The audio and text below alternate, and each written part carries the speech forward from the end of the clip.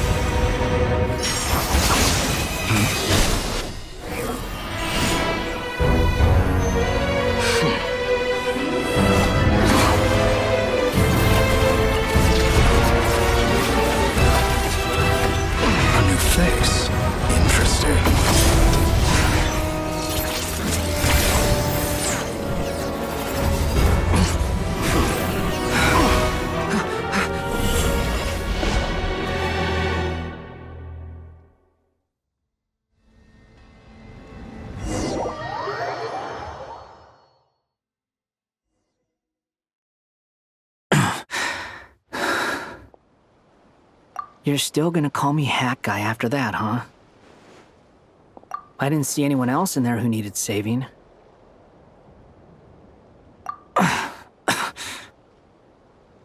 It's nothing. I'll be fine.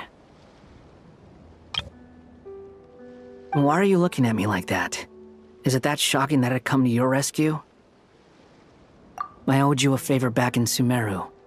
Now we're even. Distracting Dottore was tough. I won't lie. He's not gonna fall for the same trick twice. That was my one shot. I'd hoped to use it to take him out. Ugh. I never wanted to obliterate someone more than I do right now. Dottore doesn't recognize me, but his segments were originally made based on an analysis of my operational principles. I expect it's only a matter of time before he figures out what I am. So Dottore doesn't recognize Wanderer because he deleted himself from Irminsul. Did he really miss his only chance for revenge by saving me? Why the long face? Hey, I'm not blaming you, okay? And I'm not complaining either. Rescuing you and killing Dottore are equally important goals. Everyone would be pretty stuck without you.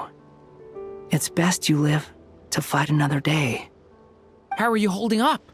Are you all right? Hat Guy said to put safety first, so we agreed to run as far away as we could after leaving the energy field and only meet up once it was safe. You don't look injured. It seems that Dottore didn't do anything to you. All right. Rescue operation complete. Let's head back. There's a lot more work to be done before this is over.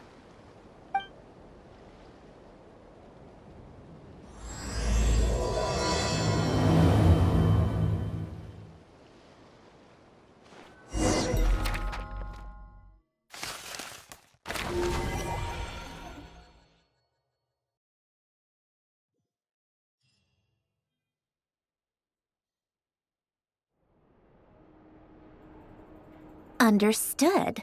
I will bear the Tsaritsa's decree in mind. I don't see what's so awesome about it, though. Does he really think everyone else is as immature as him? I'm not stooping to Tartaglia's level.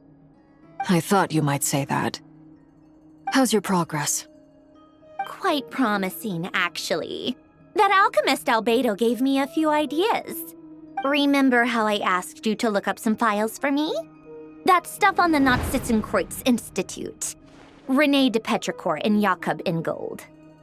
Alain Guillotin despised René's theories and methods, but he never managed to come up with better alternatives either. So I adopted some of René's ideas. I thought Alain was like a father to you. He and René were mortal enemies, were they not? And what would you say if Lenny and his friends one day learned something useful from someone you utterly detested? I would applaud them for it. That would mean that they have surpassed me. For all we know, Alain Guillotin might have thought the same thing. Not that it matters, though. He's dead, and I'm alive. So it's my call to make. Once you die, it doesn't matter how great you were in life. Only the living get to decide what happens next. Hey, come on out. They're back. Huh?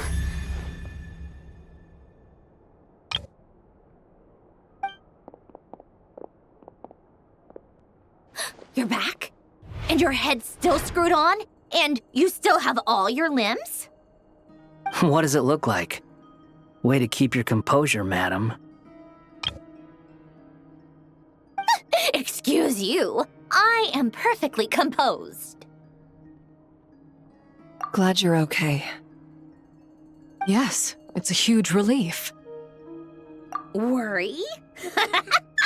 Oh, yeah, right. You think we, the Fatui, were worried about you? We were worried sick. Hey! The Traveler and I were already friends. You are free to join this mission in whatever capacity you please, much like your tea parties. It's a laugh a minute with you guys. I must say, I was quite surprised when Mr. Albedo told me he would need no additional aid. We discussed this on our way back as well. I am rarely so unequivocal, but in this case, we had full confidence in Hat Guy. He said he knew what he was doing. Albedo and I pretty much had to just wait outside on standby. Meanwhile, Hat Guy broke into the energy field and rescued the Traveler solo. You didn't have to mention that. Well, I'm thoroughly impressed. You are a force to be reckoned with, Hat Guy. Is she back? Is she really back? Traveler! It's really you! Oh, thank goodness! Paimon missed you so much! You can finally breathe easy, Paimon. It's great to have you back in one piece! Oh, Paimon's been having nightmares the whole time you were gone! Look at them. You know, once you reach my age, there's nothing better than watching a misty-eyed reunion between friends. It's nothing. Same goes when you get to my age, too. I bet Ino and Anefa would be tearing up as well if they were here. Varka, I'm not sure Anefa can cry. Oh, yeah, good point. Hey, your eyes are looking a little red and puffy. Come here, let's hug it out. What? Ew, no! No, thank you. You're not my dad, okay? Knock it off! Everyone, I'm sorry for all the trouble I caused you. But the silver lining is, I didn't come away from this ordeal empty-handed. While I was being held captive, I learned a lot about Dottoro's current capabilities and what he plans to do with them. Allow me to explain.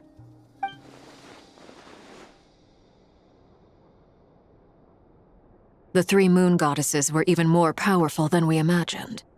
No wonder Dottore believes himself to be equal to the gods, maybe even superior. Utter blasphemy. While everyone was gone, Nefer and I made an interesting discovery, and I believe Miss Sandrone has something to share too. Ma'am, perhaps you could do the honors?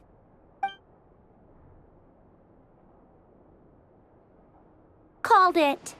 Getting rid of a pesky troublemaker like her is like trying to clean up after a crumbly cake. It always comes back to haunt you. Our next step is to find a way to bring her back. A place where time flows backwards, with no destination in sight. Surely it must have been created for a specific purpose. But I fear the answers are buried deep in Tevat's history, held by great powers beyond our reach. It sounds like she's on a specific path through time, just traveling in the opposite direction to us. The question is, where does that path lead? Or will it keep going to infinity? We considered that question as well. Strictly speaking, time is not infinite. Indeed not. Every road has an end. Nicole! You sure loved quietly sneaking in mid-conversation. I do, in fact. It's something I've always done at our mages' tea parties. Quiet, mysterious, and persuasive. You wonder what lies at the end of her road. Well, just as the world has a beginning and an end, so too does time. And so, the end of the road is the moment that Tevat was born. But where Miss Columbina will end up along this road, that depends on where this particular river of reverse time began. What about the original moons and the moon goddesses? Do they have a beginning too? All things do. In the beginning, no moons adorned the sky. It was the Dragon King Nibelung who raised the three moons into the heavens, and thus were the moon goddesses born. They were shadows of the planet, born to wield Nibelung's authority and oversee the world on his behalf. They were extensions of his will, manifestations of his majesty. But then one day, they disappeared just as suddenly as they had once been brought into being. Nobody knew where they had gone.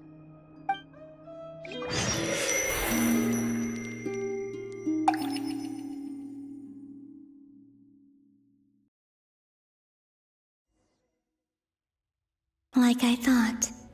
No more paths back to reality have emerged since. But how can I be sure that I'm going the right way without scenes from reality to keep me on track? I can't even be sure of how long I've been walking for.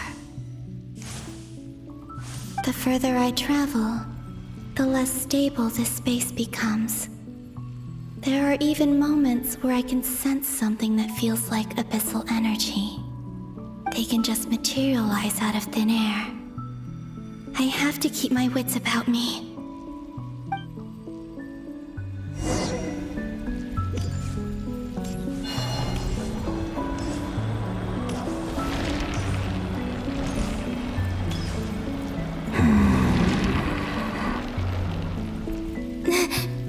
Is that the ray here of Solnari?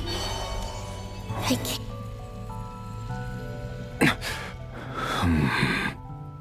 You are the moon goddess. But how?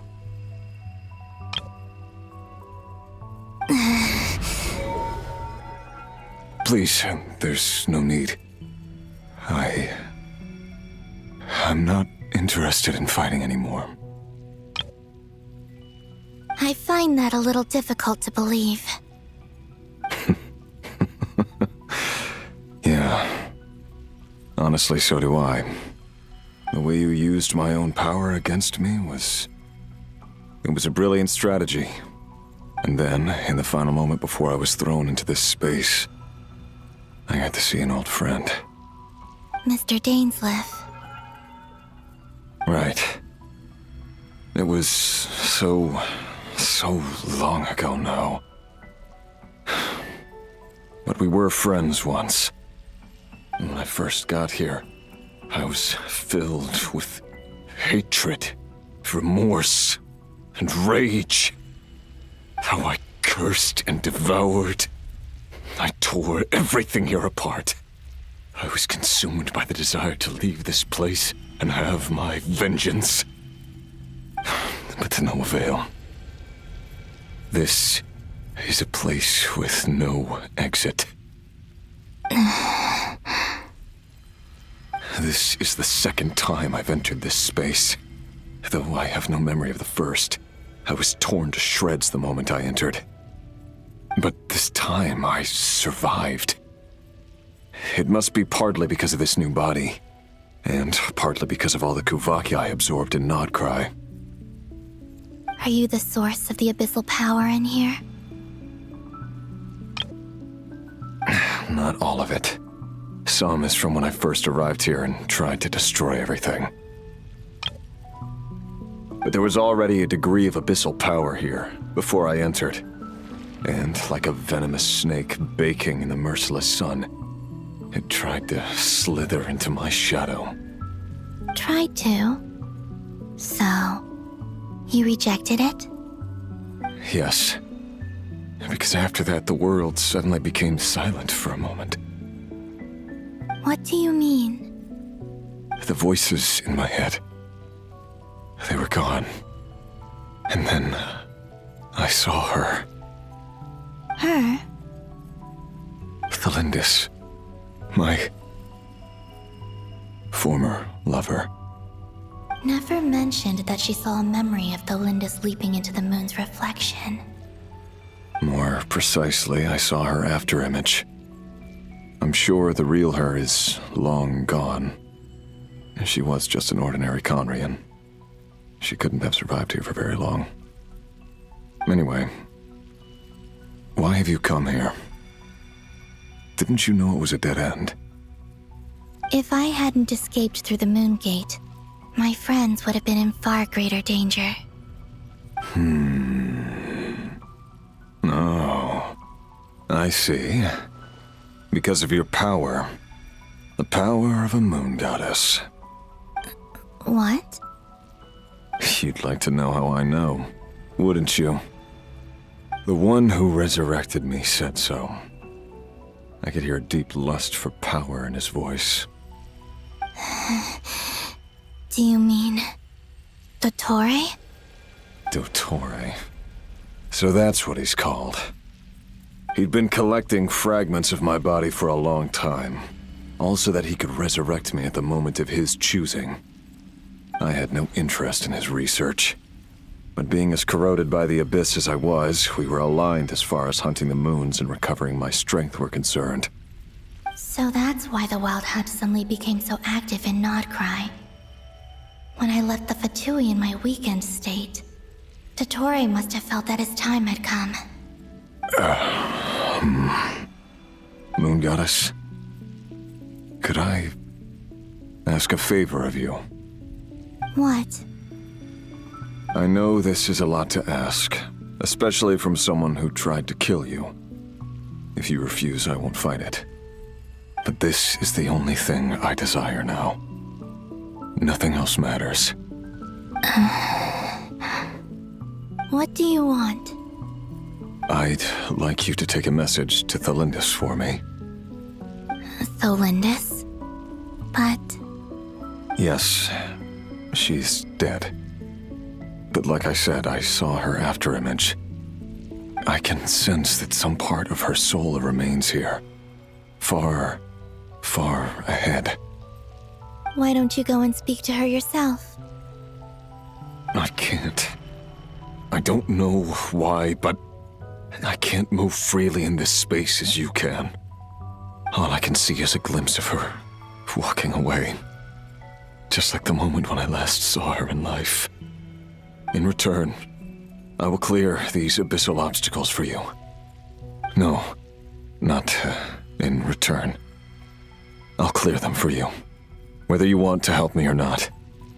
It feels like something I ought to do. Why? Yeah. Why, indeed. I've been asking myself that question a lot recently. Why did I do the things I did? I'm tired of it all. Tired of the person I became. People used me. And then I turned around and started using others. I hurt a lot of people. I think I grew tired of it long ago. But I wouldn't admit it to myself. And ultimately, that's how I ended up here. What do you wish to tell her? All of it. My past. My mistakes. Everything that happened after we were separated. Is it okay if I give her the abridged version? Yeah, I'm sure there's plenty you can skip over. Just tell her the important parts. Whatever you think that means. Like the part where you relentlessly tried to kill us? It's up to you. Love demands honesty. But my relationship with Thelindis was built on lies. We hid too much from each other. But after living my whole life in the shadows, I don't want to hide anything anymore. I will do my best. There.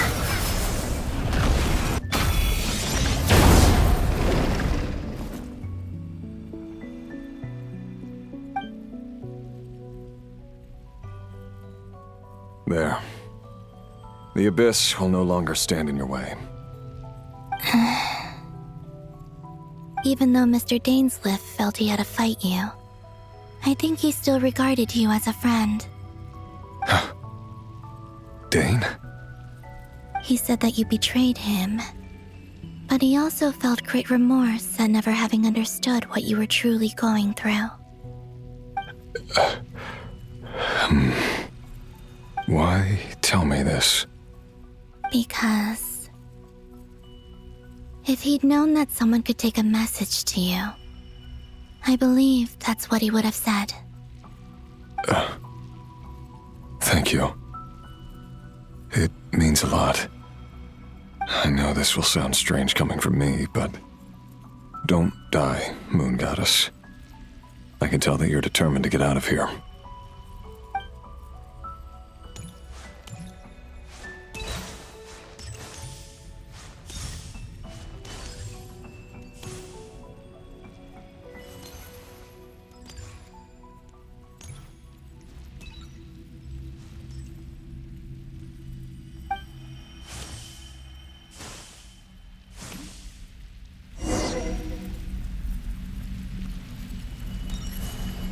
He kept his word.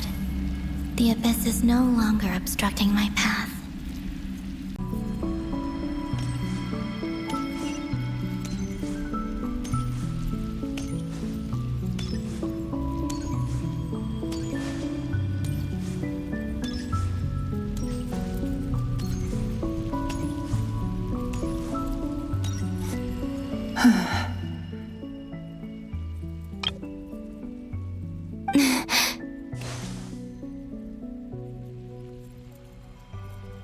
Is that the Lindis? She wasn't far off at all. And yet, they can never meet. Hello, Miss the Lindis. Who are you? How do you know my name? I've never seen anyone else here before. You can call me Columbina. I promised Rerir that I'd bring a message to you. Rerir? My Rerir? Is he well? He's doing better than he was. Better than he was, huh? Sounds like he's had a pretty rough time. Others have had a rough time on his account too. In many cases, their time ran out because of him. And I'm not just talking about the children of the Crimson Moon. So, things got worse before they got better. Could you tell me what happened, Miss Columbina? Are you sure you wish to know? Yes. This is my opportunity to learn the truth. No matter how hard it is to hear, I have to know. I admire your courage. However, time is short. I cannot stay here for long.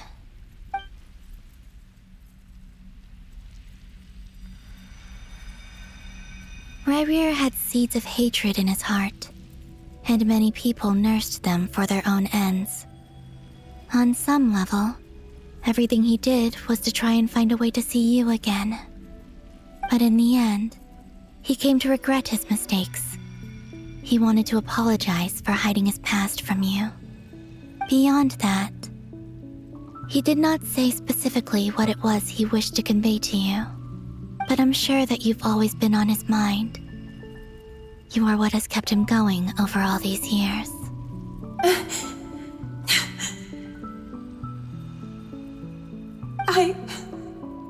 I'm sorry, Miss Columbina. This is so upsetting. I'm not sure how to put my feelings into words. It's all right. I understand. Well, that's everything from me. So, I guess I'll be... Wait. One moment. Time flows backwards here. The road ahead only leads further and further into the past. I know. I intend to reach the end of that road. Without a moon marrow, without the 3 moons' power, you won't make it far. Wait, unless... Are you one of the moon goddesses? You could say that. I see. I often think to myself, if life is like a train ride, why haven't I reached the terminus? Where am I even going? And it's not just me, it's this whole place. Wherever it is, it seems like it's existed forever. It's such a mystery. Where is it going? I must seem so ridiculous. I can't answer these basic questions, and yet I jumped right in here without hesitating, only to be torn apart the moment I entered by powerful energy currents. Only my soul remains now. Thinking back, I was suddenly overcome with fear and terror in that moment. Perhaps I too became bewitched by the abyss. I may have been the leverage it needed to control Rerir. I used to be a researcher at the Universitas Magistrorum in Conria, researching the iridescent moon's marrow. Eventually, I came to the conclusion that time in here flows in reverse. Rerir was one of the Vinster King's retainers. With me, he was in an impossible position. It plagued him constantly. I wanted to help him escape his lot in life. I wanted him to be happy, so I thought I'd use this place to return to the past. At the time, I thought I could just go back to the day that the Vinster King first found the prince. It was only after meeting the prince that the Vinster King started going too far with his research into the abyss. That was the day all of our woes began. I thought I could stop the king from ever meeting him and solve everything. I couldn't kill the Vinster King himself, so I had to find another way to save Rerir. That's why I wanted to go back, to kill the person who had brought new possibilities to our realm. I'm sure it was a futile endeavor, but the abyss probably enhances the basest human desires. So I naively hoped I could change everything. But I was simply too weak. Like a speck of dust against the whole universe. Look at me. I didn't even survive the journey here. Not physically, at least. I know I'm never getting out of here. But you're different. You can make it, and I want to help you. I owe you that much. How do you plan to help me? Have you noticed the golden energy that exists here? Based on my past research and my observations since coming here, I believe they carry you forward faster. I can share what I've learned, and help you understand the pattern in which this energy appears.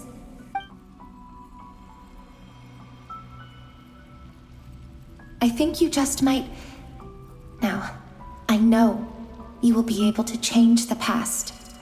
Also, I've been speculating about where this space ends. The documentation was scanned, but from what I know of the legends about the moons, the oldest ones seem to begin with Nibelung, king of dragonkind. I have no way of verifying any of it by this point. But if it's true, you might be able to reach that era if you keep walking. Understood. Thank you, Miss Delindis. I'm the one who should be thanking you. If you hadn't entered this realm of everlasting death, what use would my deductions be? Thanks to you, they have some meaning. About Rerir, I'm so sorry. For everything. It wasn't your fault. That's not true. Because we both feared bringing trouble upon each other, neither of us ever told the truth. And that dishonesty sealed our fates. But enough about that. I wish you a safe journey, Miss Columbina.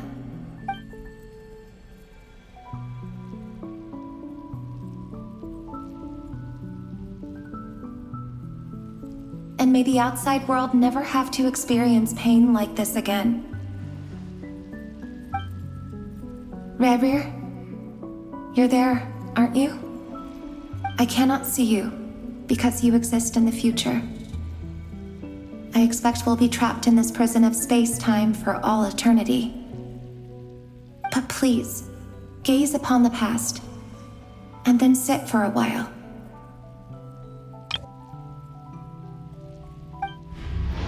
Let's find a place to sit down together, just like we did when we first met.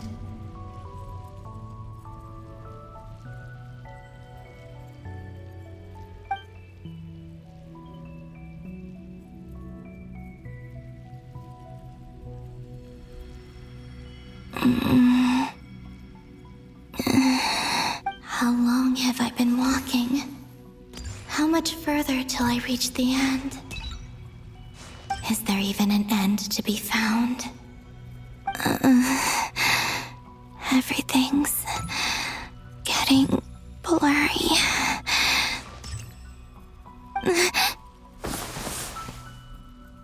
Huh? Are you all right, little sister?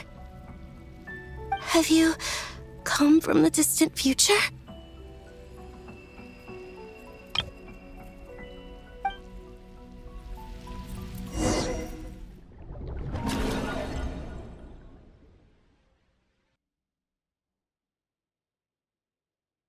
So, how exactly did the moons just disappear?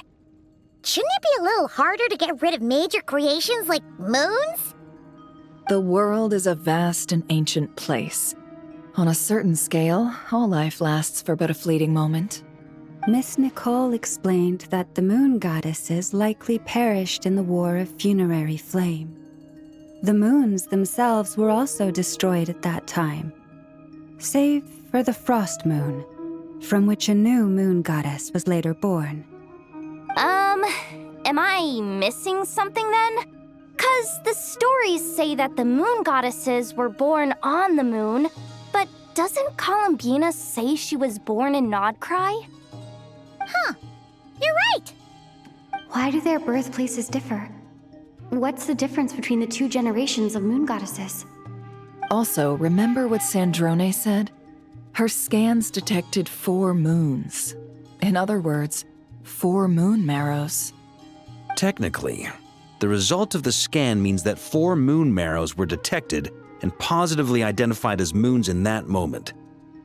In other words, this piece of information alone isn't enough for us to know how Miss Columbina is doing right now. Yep, we have no way of staying up to date on whether she's dead or alive. She's on her own for now. But at least she's trying her best to get back to us. Yeah, she's a tough cookie. And a sore loser, too. We have to trust that she'll find a way. Because we really need her power. As much as it pains me to say it, we've got no chance of beating Dottore in a straight-up fight. He's much too powerful. It wouldn't even be close. That maniac is going to devour everything in his path until he reaches us. We need to find someone or something that can stop him before he does anything worse. I'll be frank. Our only hope of defeating this false god is with a real moon goddess on our side. I'm not just saying this because Columbina's a friend and I want her back safe and sound. It's just the truth. And I know that even she was no match for him when he attacked, but I don't have a better solution. We're not giving up on saving her, whether she can defeat Dottore or not. Right. Don't worry, Miss Sandrone. We're all aligned on saving Columbina. No one's trying to argue that we can only justify saving our friend because it will help save the world. This is about multitasking. We want to save both. So, she's more than just a moon goddess to you guys? Absolutely. Duh! She's part of the gang! And you are too, you know. Yes, I know. You don't need to labor the point. I knew that the moment I came running over with my documents that I was part of the in-group. I mean, if Arlecchino can fit in, I certainly can. Anyway, as for how we get Columbina back, I've been working on it constantly. But I think I'm still lacking certain information about the moon. I'd probably get there if I could continue my calculations, but the problem is, I've run out of computing power. Computing power? You mean you need more energy? No, the issue isn't energy, it's processing power. There's so much data to get through that the whole process has just ground to a halt. That's a tricky problem. René de Petrichor of the Nazissenkreuz Ordo once foretold the fate of the world. But I don't know how he did it. My guess is that he used the primordial sea's power. However, that won't work for me. His methodology was vastly different from my own. What's worse, they're incompatible. And to top it all off, we can't even leave Nodcry. Ugh, this is so annoying. If I'd known we'd run into a bottleneck like this. Well, no, the design bureau's a bust as well. Curse that Dottore! Couldn't have made this harder for me if he tried. Oh, what do we do then? How about we grab a bite to eat and take a break? Maybe something will come to mind after you've cleared your head. You don't get it, do you? I'm trying to calculate the fate of an entire world here. And I need accurate results, not big prophecies. Where the heck am I gonna find the computing power for that? Ahem. Anyway, time to shelve the discussion on technical difficulties. Being a killjoy isn't very ladylike, after all. Either way, we've done what we can. Rest well, everyone. Remember to let us know if anything new comes up. Hat guy? Is he hinting that we should talk outside? Let's go somewhere a little more private.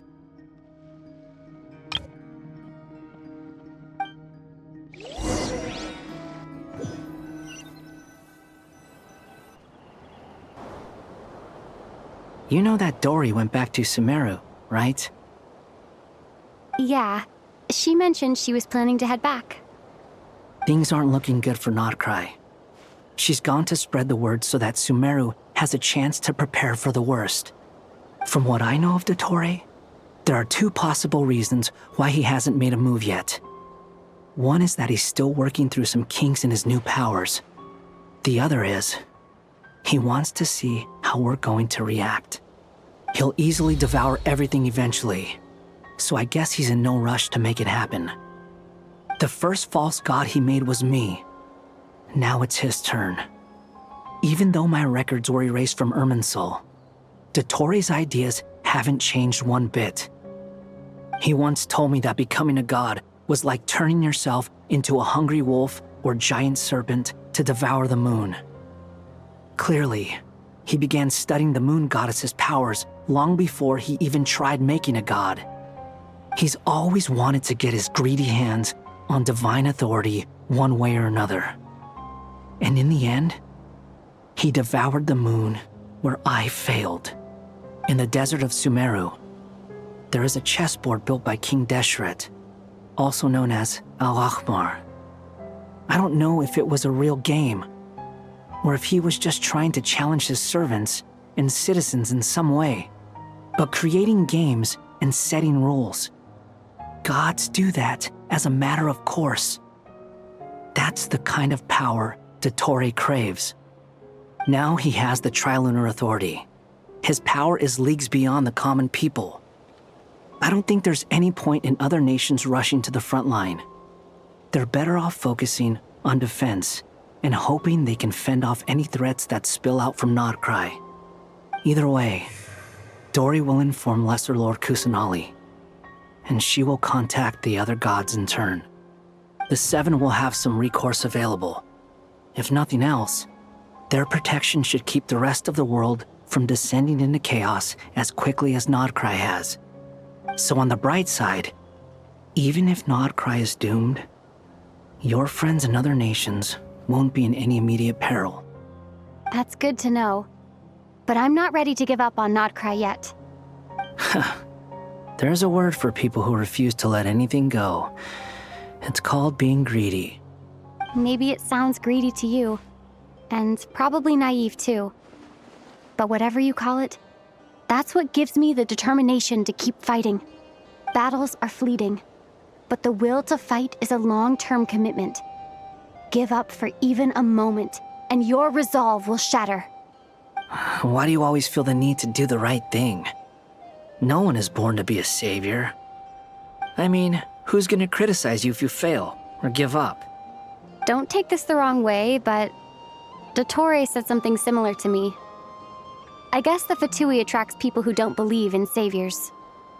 Not necessarily. It's less about belief for me. I just want to know how determined you really are. After all, I don't owe anything to anyone else here. Only you. You look kinda worried. If your arch-nemesis was about to achieve their ultimate goal, I think you might feel a little worried too. That's true. Dottore is about to become an omniscient, omnipotent deity. That's gotta be a bitter pill to swallow. Still, you're calmer than I expected. Obviously. I have to admit that my past self was a reckless fool who misunderstood not only the point of revenge, but how to achieve it. And as much as I want my vengeance, I know I'm not gonna get it by acting alone. If the world's taught me anything, it's to think before I act. Too bad it never taught me any other virtues, though. So, I am going to destroy Dottore, no matter what it takes. So, what's your plan? I'll get to that. First, tell me, what do you think of Sandrone?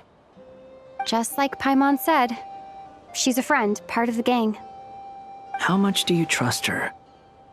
This is a serious question. Think carefully before you answer. Although she's with the Fatui, she has her own values and she's helped us a lot. If nothing else, she's clearly going the extra mile for Columbina. I see no reason not to trust her. If you say so. In that case, the three of us need to talk. I have some thoughts about her computing problem. It can be solved, but it will come with a cost. How much? If I can afford it, I'll cover it. Sometimes your heroism really backs me into a corner. You know that? Come on, let's go talk to her.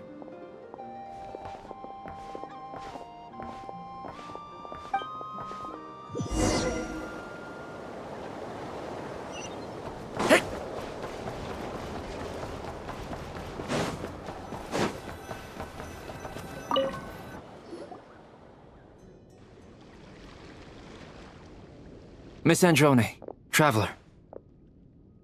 Hey there. Paimon's here too! She was just helping them sort through their things. How did your chat go? That was fast. The call only just ended. Well, you said it was urgent, so we got here as quickly as we could. Albedo, I have some alchemy questions for you. I see. Looks like my knowledge proved useful after all.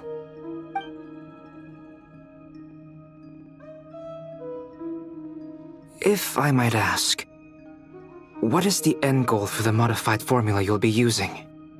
I needed to predict the future of the entire world. But I've run into some teething issues since trying to implement Renee's theory of the four Orthants. I see. I'll have a look at it. Still, computing power is the real issue here. How do you plan to solve it? About that, it's been sorted. Oh, with the Traveler's help? Actually, you're not wrong. She found the person with the solution. Was it Hat Guy? Yeah, it was him. Wow! Go Hat Guy! Seems like all that time studying at the academia is paying off big time. But where is he? Wasn't he the one who asked Albedo and I to come here? Come with me.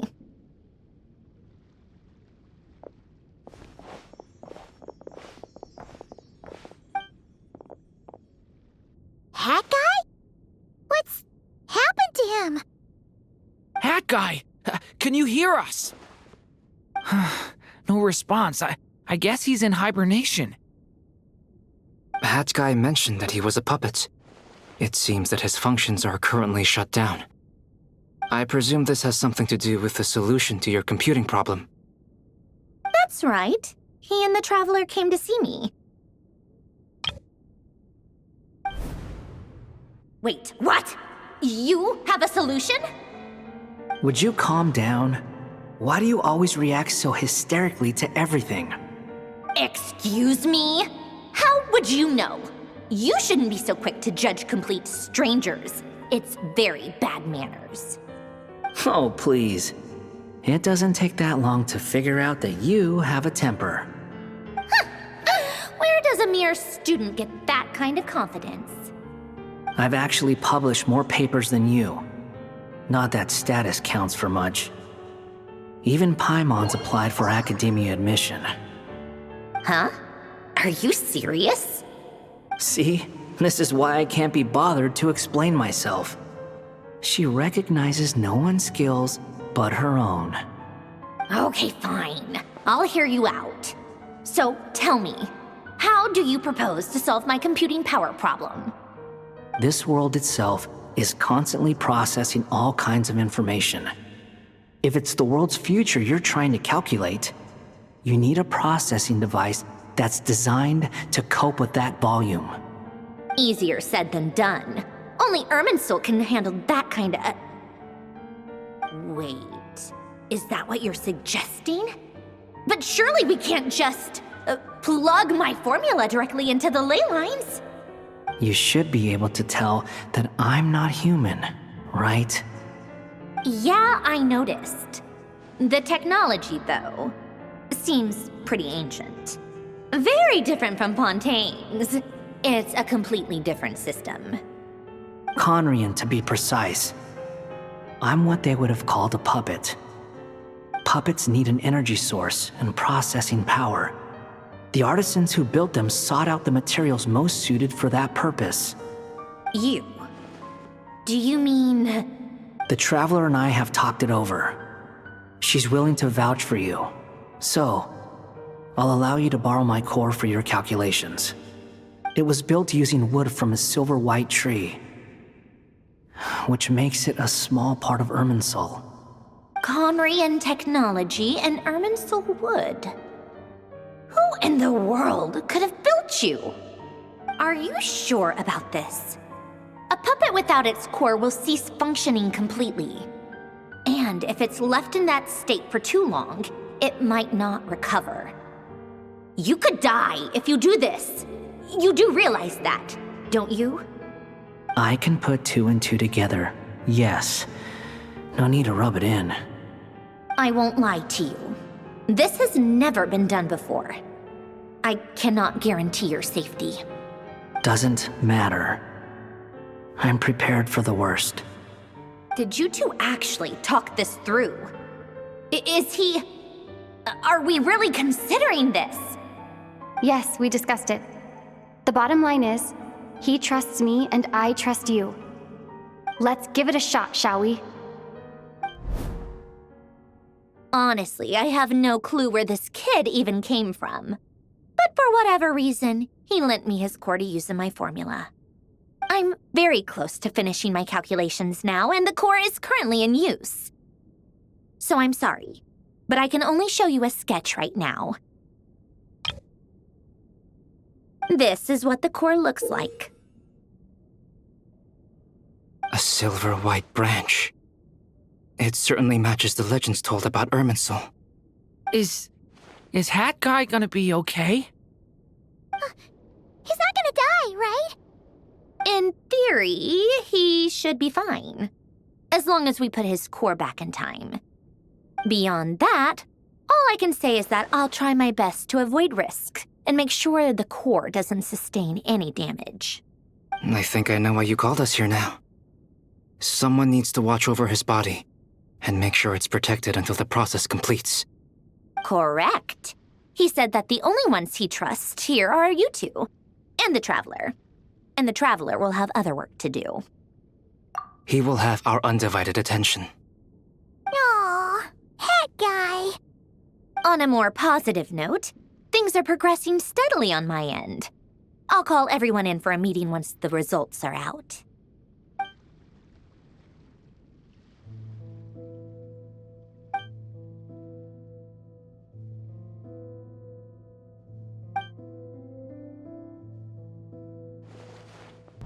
The worst case scenario with the core removal is either a system reset or a total loss of function.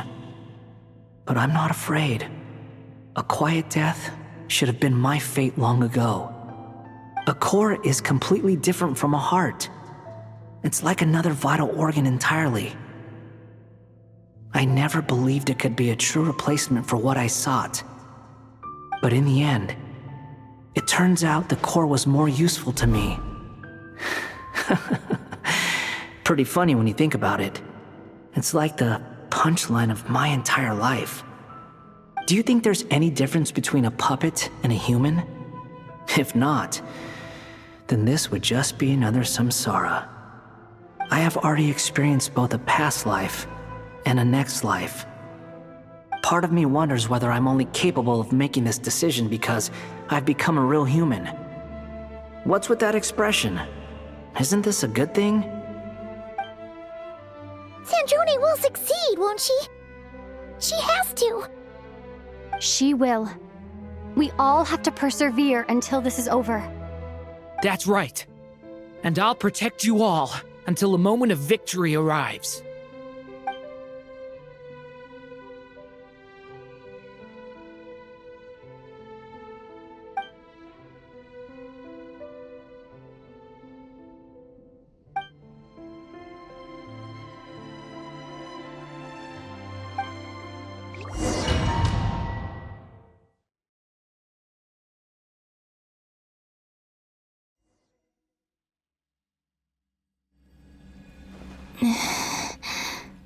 Who are you? Call me Sonnet. You have the same power as Canon.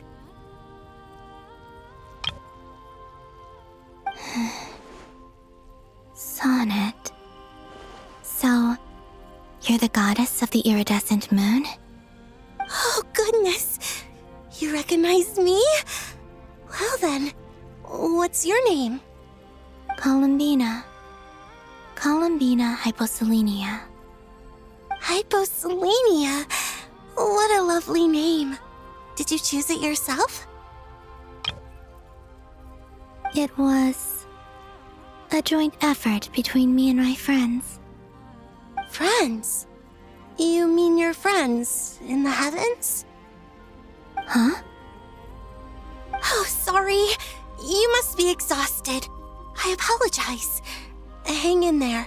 Let me introduce you to my older sisters. Do you mean the other two moon goddesses? Arya and Canon? Wow, you sure know a lot. Hey, does that mean that our story goes on into the future?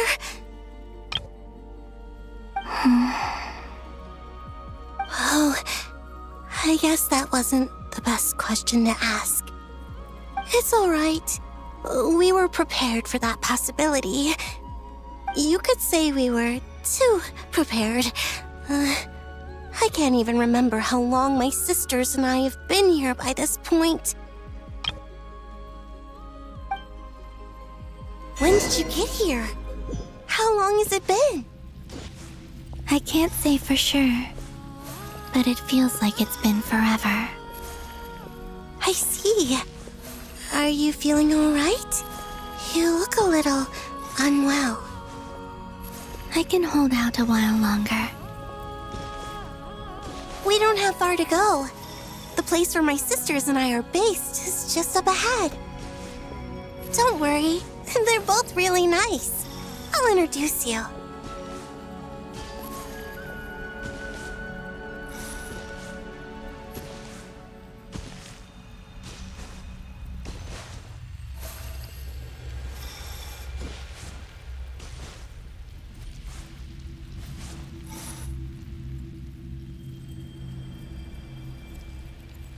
Sisters! I'm back!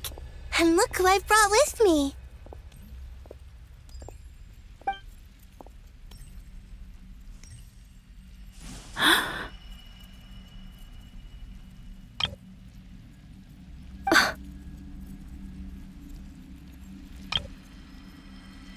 It's our lovely little sister, born in the far future. The pleasure is all mine.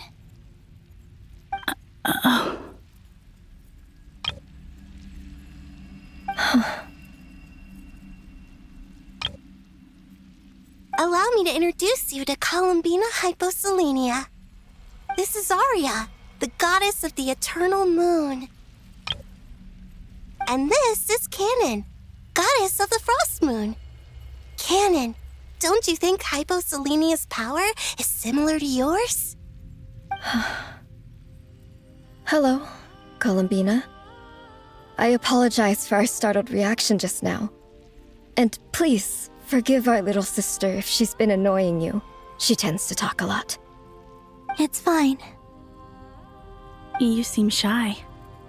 Don't worry, Columbina Hyposelenia. No one can hurt you here. Could you tell me where here is?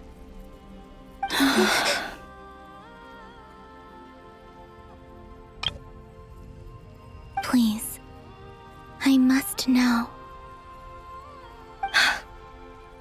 My dear sister, This is where Tevat's original ruler, the Dragon King Nibelung, imprisoned the moon goddesses. What? You're scaring her, Canon. No, I'm fine. Please, continue.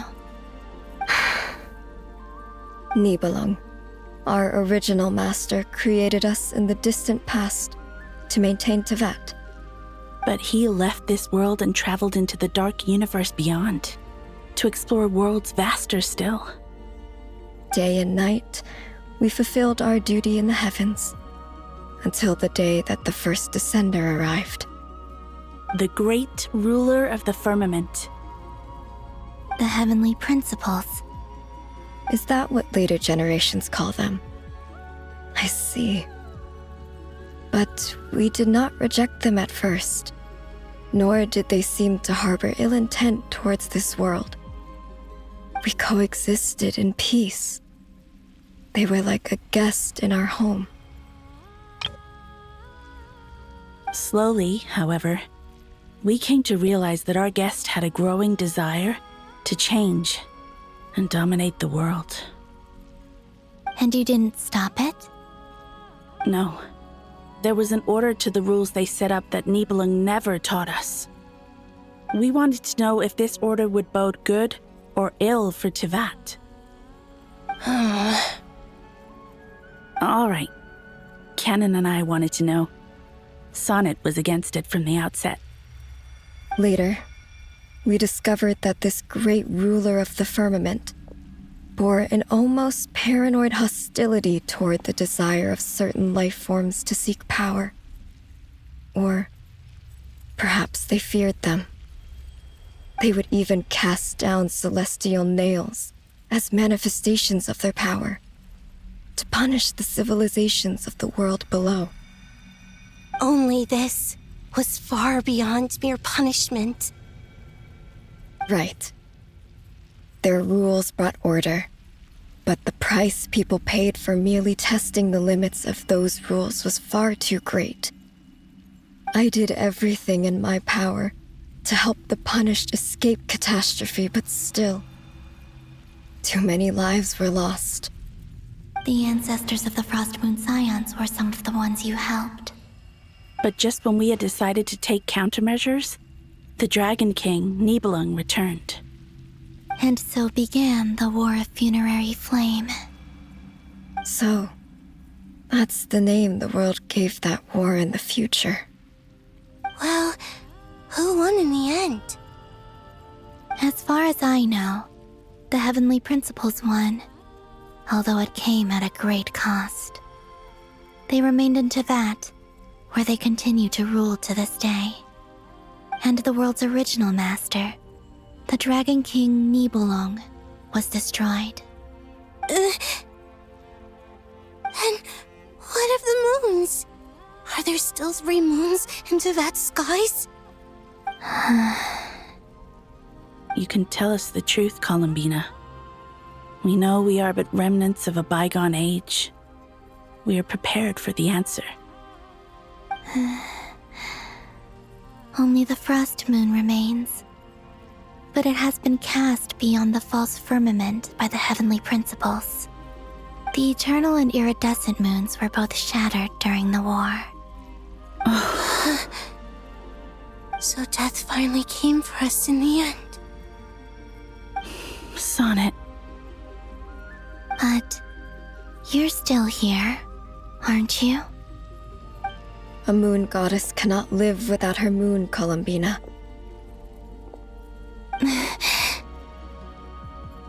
She's right. That's why I began to disappear. Because the Frost Moon is cut off by the false sky. How much worse it would have been if it were outright destroyed. Our souls may endure within this lunar palace, but if our moons are destroyed, then we shall disappear the moment we depart from it. I'm sorry. There's no need to apologize to us, dear sister. If anything, we owe the world an apology. If only we'd decided to act sooner. rather than arguing amongst ourselves. All the more reason not to spend this time in regret and repentance.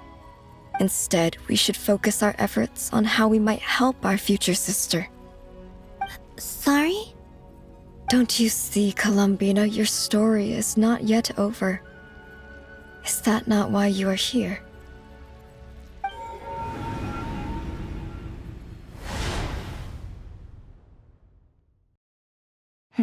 It's done. Initiate numerological array. Continue running primary process. Calculate the world's fate through extrapolation, and identify nodes of potential change. Secondary process, scan for moons.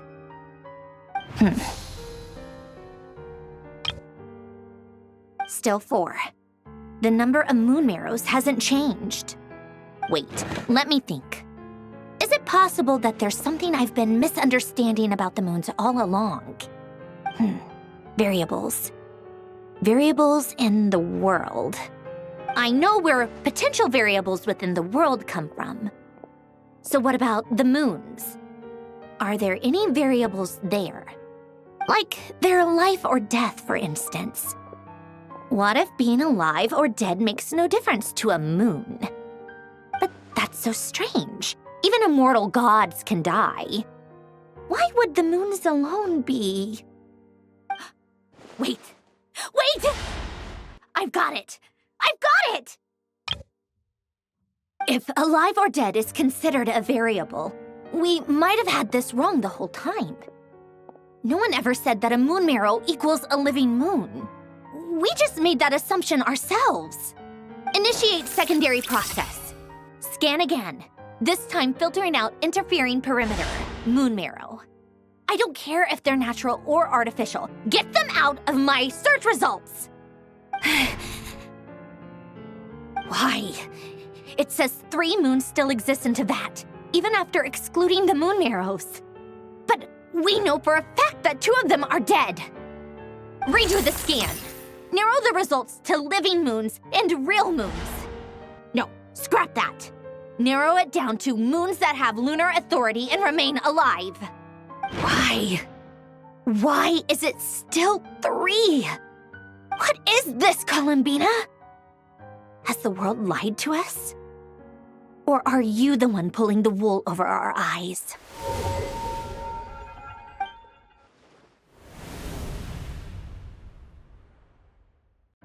So, you think that the moon's reflection might be where Nibelung imprisoned the 3 moon sisters? Yes, it would explain a lot, such as why that space would respond to a moon goddess's power, opening the moon gate at her command. It would also explain why Miss Columbina has been unable to leave, and why time flows in reverse there. In the messages she sent, Columbina promised us she'd find a way to return, but we have no way of knowing how, when, or where this might happen. The fact that she still has yet to reappear in this world indicates that returning from that place is no easy feat.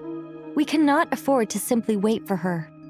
So you're saying, if she could return by her own power alone, she would have done so long ago? Yes, she certainly wouldn't leave it to this late stage when it's so touch and go. I've been giving this some thought, and I've come to believe that Luanatar might be an anchor that she left behind, as a sort of future waypoint. This could also explain why Luanatar is always by the Traveler's side. Sounds like a plausible theory. If that's the case, there must be some criteria we need to fulfill to allow Columbina to return to the present. The question is, what could they be? Hello? Listen up! This is extremely important!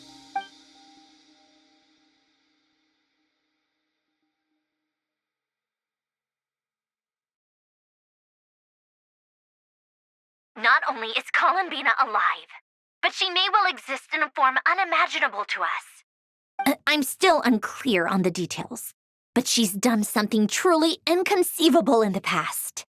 And the clue to what she's done lies in the moon and Teyvat sky. Truly amazing. Oh, I'm so delighted for her. I'm sure we all feel the same.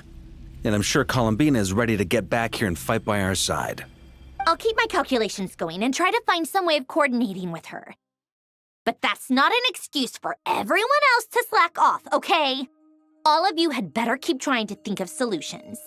How can the dead moon still live? And Luanatar?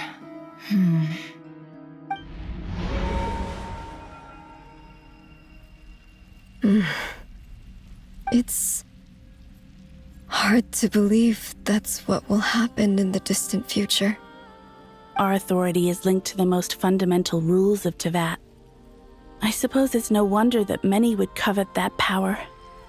I didn't realize that when you said friends, you meant people who live down in Teyvat. That's so lovely. I always wanted to go down there and have some fun. Have you ever tried leaving this prison? Of course. Between us, we've tried everything. But no matter where we go, this space will eventually bring us back here. It's like the center of a whirlpool. Everything ultimately converges here, at the moment when Nibelung imprisoned us. In that case, have you tried using any of those pathways that connect this space to the real world? Sorry? What are those? They're passages through which you can make small-scale changes to reality by using Kuvaki. Or am I the only one who can use those passages? Because part of my soul remains in reality. Kuvaki. What is that? You don't know? It's a unique kind of elemental energy found only in Nodcry, the land from which the moons arose. Oh. Well, it's true that the moons first rose up from the part of Teyvat you say is called Nodcry. But there is no difference in the elemental energy between there and anywhere else. What? Could you show us some of this Kuvaki hyposelenia? Maybe if we see it, it'll make more sense. Okay.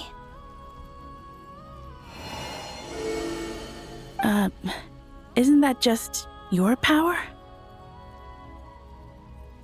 What? But it's everywhere in Nodcry. In the air, in the land. Even the creatures who live there have adapted to its influence. How curious. This Kuvaki certainly did not exist anywhere in the world before we were imprisoned. Let alone influence living creatures. So, how exactly does it affect them anyway? Can they float in the air like us? This is so strange. Why would their reality differ so much from mine? Columbina, you're looking for more than just a way out of here, aren't you? Yes. If I am to help my friends, I will need trilunar authority on par with that of our foe. You mean you'll need our power?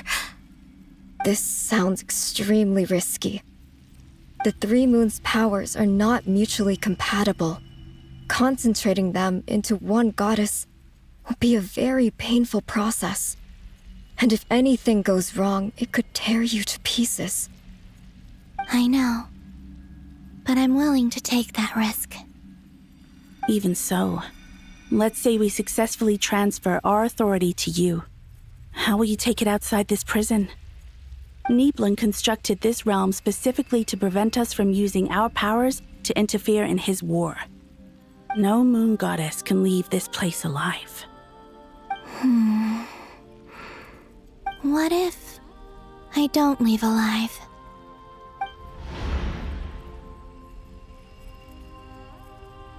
Where do we even start? How are we supposed to figure out what we're meant to do to help Columbina?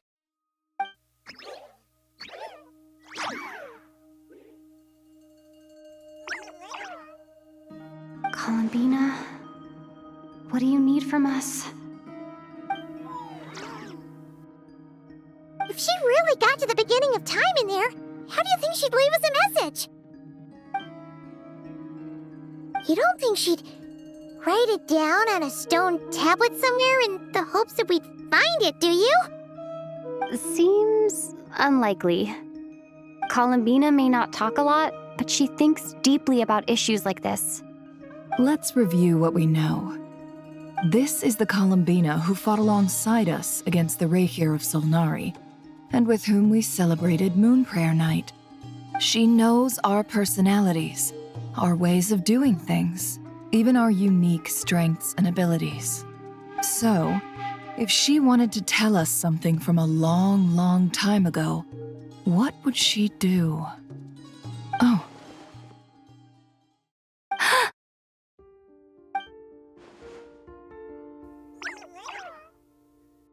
Traveler, you once said that those golden ripples also appeared when Luanatar was born. What if Columbina left Luanatar here, not just as an anchor to the real world, but for some other purpose? If she is part of Columbina, and Columbina knows that I can see past events through her. Oh yeah! Like when you peeked into Rare's past through his heart! Never, wait. If you're right about this, and you can really see past events through Luanatar, your eyes, they'll... Oh, I know. Looking at Rarir's past in Conria was already enough of a strain on my eyes. Looking this far back into the past, it'll surely blind me. But it's our only chance. This is the only way. Boss. We spoke about this once, a long time ago. Do you remember what I said, Yehoda? The day I lose my sight, the Curatorium of Secrets will be yours to run. But... What's wrong? I'd be overjoyed if I were you. This day's come a lot earlier than either of us expected. I need to know you'll honor our agreement, Yehoda. Promise me. Yes, Boss Neff. I promise. Are you sure you don't want some time to think this through? What is there to think through? I should have gone blind after our battle with Rarir. Frankly, it's almost criminal that I got away with it for this long. Then at least let me take some precautions on your behalf. And if you really do lose your sight, I'll visit your office every day and make sure you're well looked after. Oh, please, anything but that. I was actually ready to go through with this. Are you trying to scare me into backing out? As if I could ever scare you. I'll assume you're just joking to calm your nerves. All right, enough chit-chat. Let's do this.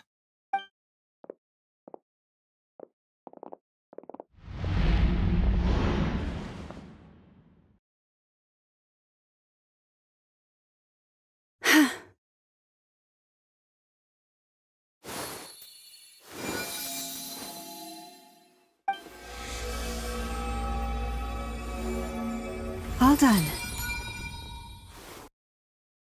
Good. Now give me some space.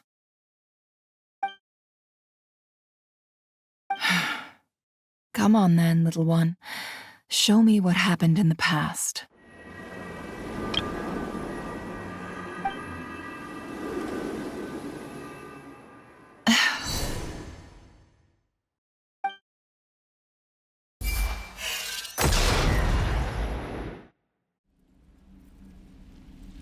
Between the Trilunar Authority, Kuvaki, and the soul-surviving moon, the Frost Moon, I think I might know how to get back.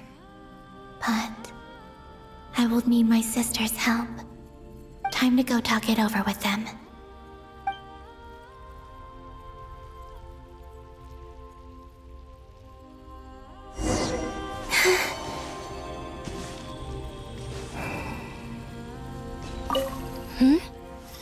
Have you decided what to do?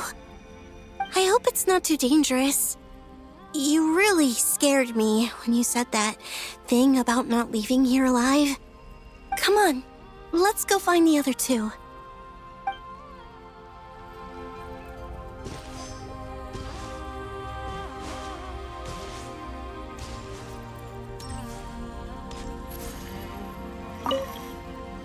seems you have reached a decision. I'm all ears. What do you propose?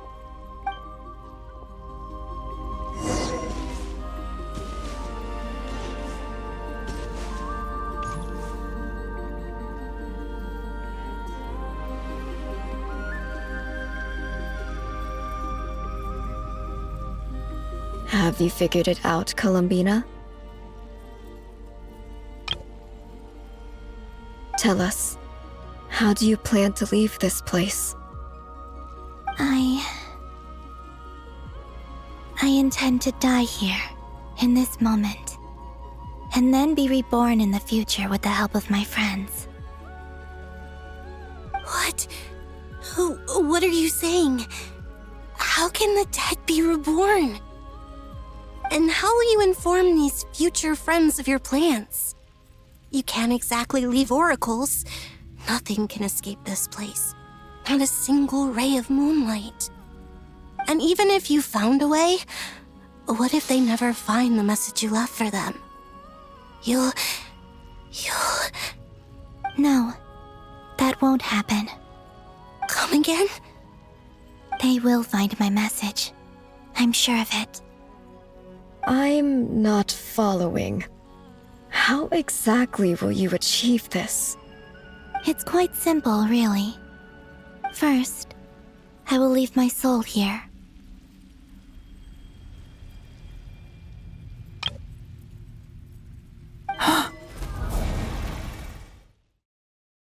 I see it. Your soul? You mean you're a divinity? Yes. I once left a portion of my soul in the future. One so small that this prison barely noticed anything. In this very moment, she can resonate with my soul across time. When the time comes, I believe that she can serve as an anchor to pull my soul from here back to the future reality. Just as gravity connects the world to the moon. Exactly. In the future, where I came from, the moon has been cast beyond the false sky, but I can still feel that it is there. In a similar way, I can feel a connection to the soul fragment I left behind even now. My friends can use it to detect my presence. But how do you just leave your soul here? Is that even possible? On my way here, I met an ordinary mortal who entered this place long before I did. Her body is long gone, but her soul remains. And before that, I encountered an old enemy whose entire soul survives here intact, while the power that once corrupted his body has faded away. So, perhaps this space is specifically designed to imprison divinity and authority, but not the physical body. Still, even if your body can escape, would it not just be a lifeless husk without the soul inside? Wait, is that what you meant when you said you wouldn't leave alive? Yes, I shall turn my body into moonlight and pour it over Nodcry. That power shall protect the land and quietly blend into it, awaiting my soul's return in the future. However, I cannot do this on my strength alone. I would need your help to do this, so I'm humbly asking for your assistance. Oh, dear sister, you need not be so formal. As I said before, we are but remnants of a bygone age. You, on the other hand, were born alone in that distant future, and you have walked a long and lonesome road since then. How could I bear to let your story end here in this dungeon? Don't forget, we are your sisters, your family. Arya's right. Actually, I've always wanted a little sister. Can you imagine how it's been for me? Getting nagged by 2 older sisters all the time. Now, I finally get to be the big sis. And not just that, but I get to help you return to your world, too. How could I say no to that? Sonnet. Canon? I'm sorry.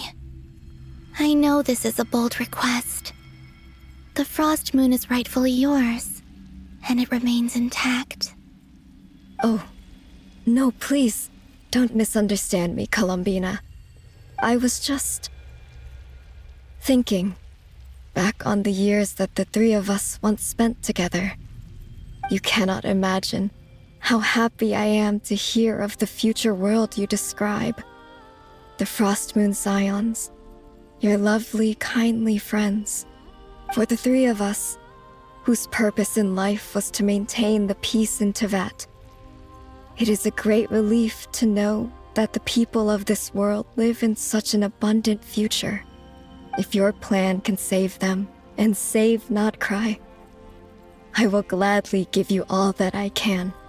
Besides, the three of us have been together since the day we were born.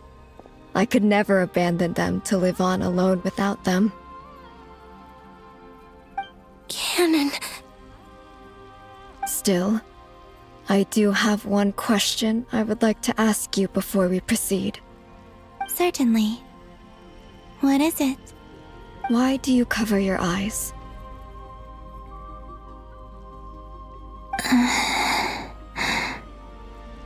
Yeah, I was curious about that too. But it seemed personal, so I didn't want to intrude.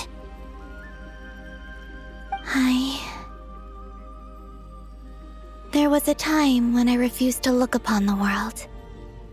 I believed it was full of nothing but lies and falsehoods.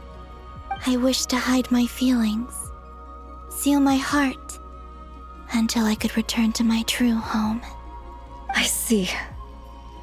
Perhaps that decision saved you from ever having to see the false sky again.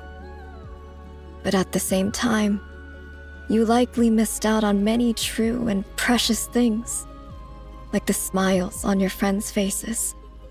Promise me this, Columbina.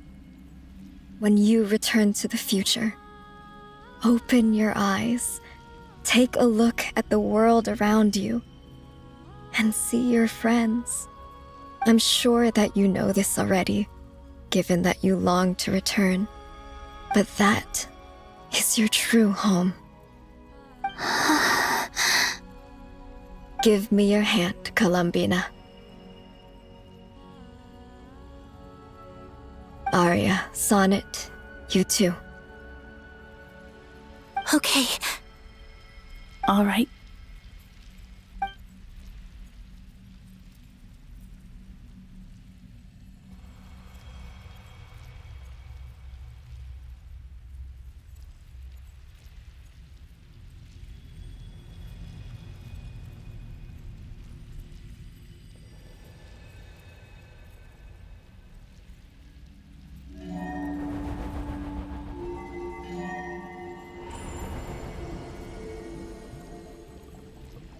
We once were the songs sung for eternity, but now it is you who must continue to sing. We once were the tides in the great river of time, but now we subside, and you arise. We were the messengers of madness and inspiration. But now, the lies have faded, and your truth must endure. We are souls awaiting the sun. You must return to be with those who smile when they see your face.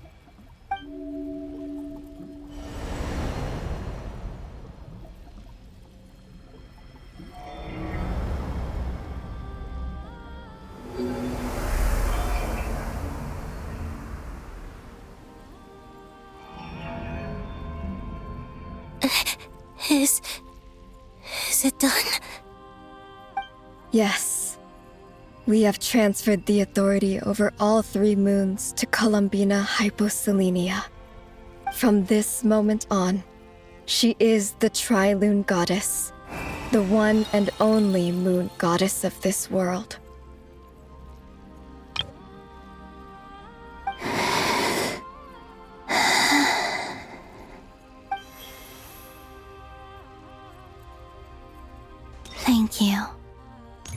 Thank you, my sisters. Now go, and do what you believe is right, Columbina Hyposelenia. Be aware that we cannot grant you the power of the three moons beyond these prison walls. The conflict that arose over their remains following our disappearance will still take place. I understand. Sisters, oh, my body. It feels... Now that we have given up our power and authority, our bodies are merely mortal shells. This prison is dissolving them as we speak. It's okay, Sonnet. The end must come for every god, just as it does for every human. That's all this is. The final destination of our lives. Canon and I will be by your side the whole way. We have one final request, Columbina.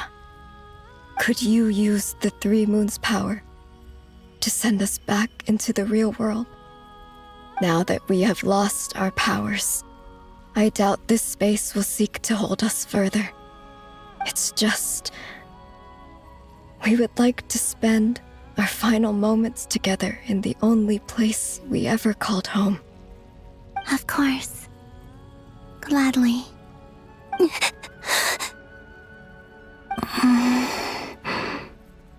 Sonnet? Yes? Don't... I wish I could tell her not to give in to the abyss. Not to be afraid. But is this really what I should say at this moment? Don't forget. I'm so glad to have a big sister like you. No, Hypo. Thank you. I'm okay. I'm not afraid. As long as my sisters are with me, I won't be afraid. It looks like this is goodbye, sisters. Goodbye, Columbina. Take care of this world in our stead. I will. And now, it's time for me to bid farewell to my body, too. May it become the moonlight that keeps Nodcry company through the long years ahead. So this is why Nodcry was not always home to Kuvaki. It only appeared after I poured my body out upon this land, and only this land. Kuvaki responds to me because it is me, my body, answering the call of my soul. And the golden energy I've encountered on my way here was, in fact, that very soul, which I am about to leave here to guide me.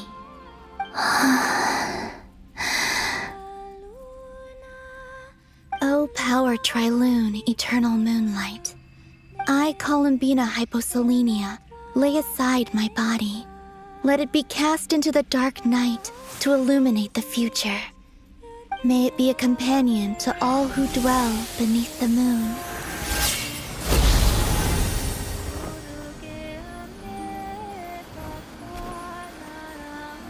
Until the time comes for me to return home.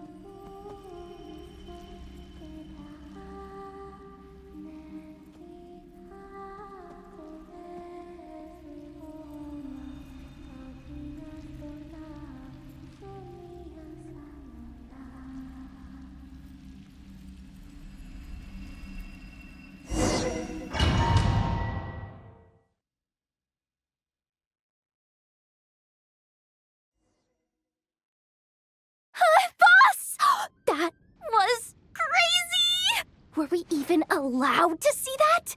Is anyone? Oh, can you still see? How many fingers am I holding up?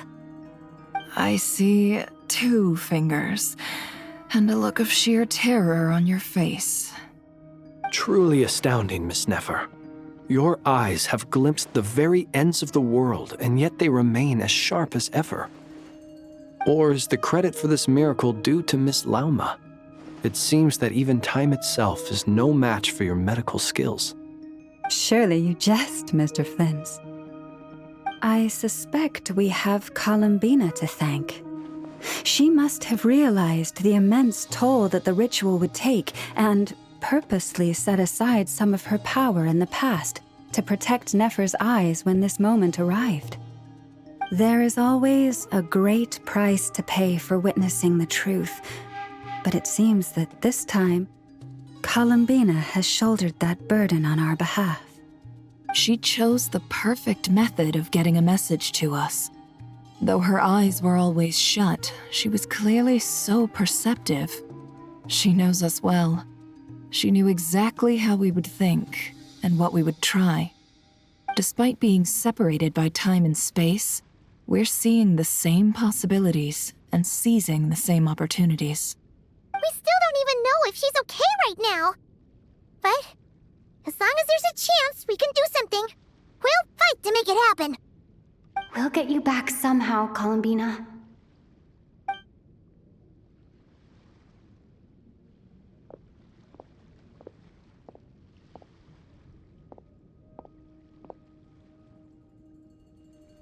Well, based on the information we now have, let's figure out our next moves.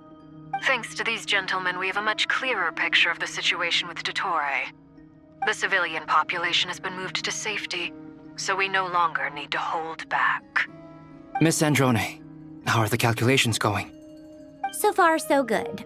I'll keep seeing how far I can push the system, though. Can't have Hatman being powered down for nothing. There's still a long road ahead. Where should we begin?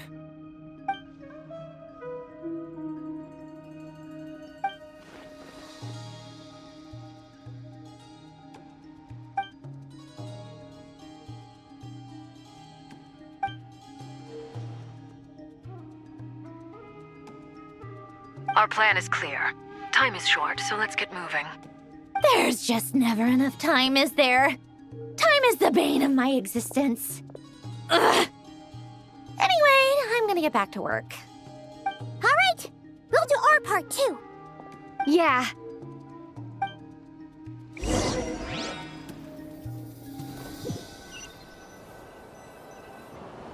Albedo's theory says that elemental energy can dilute the light realm's power. But I'm no expert in building elemental defenses.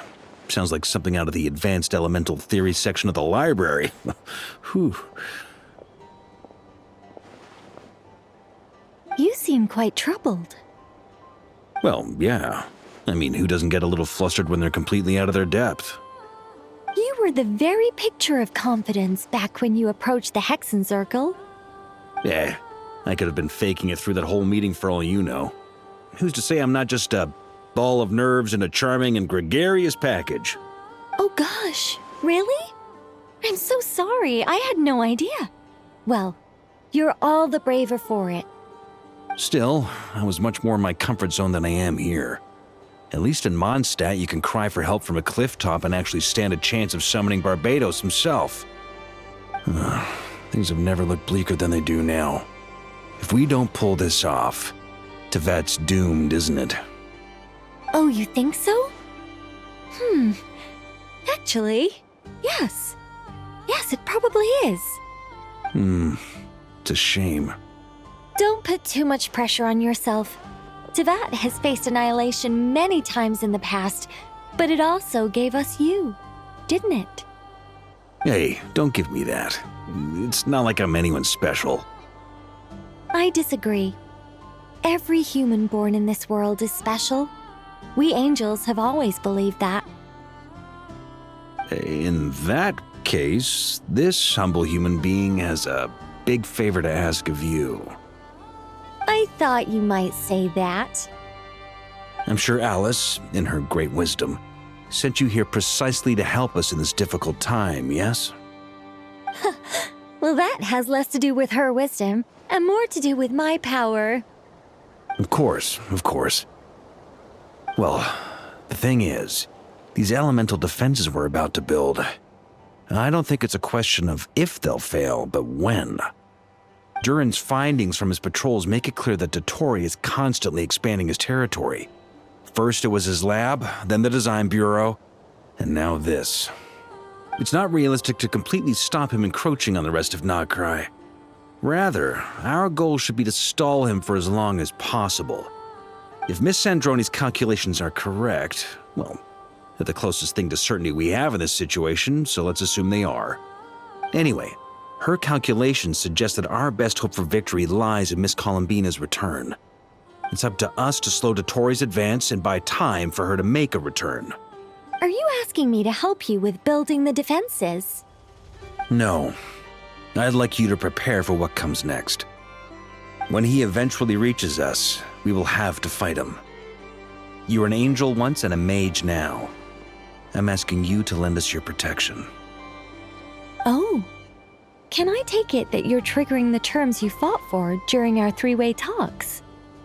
Well, technically those terms were about protecting Mondstadt. But if you're happy to agree to the change in location, then yes, let's do that. You're cashing in on this much sooner than I'd imagined. Well, yeah. The way things are going, I might not get another chance. Very well. The mages have heard the knight's plea, and we will respond.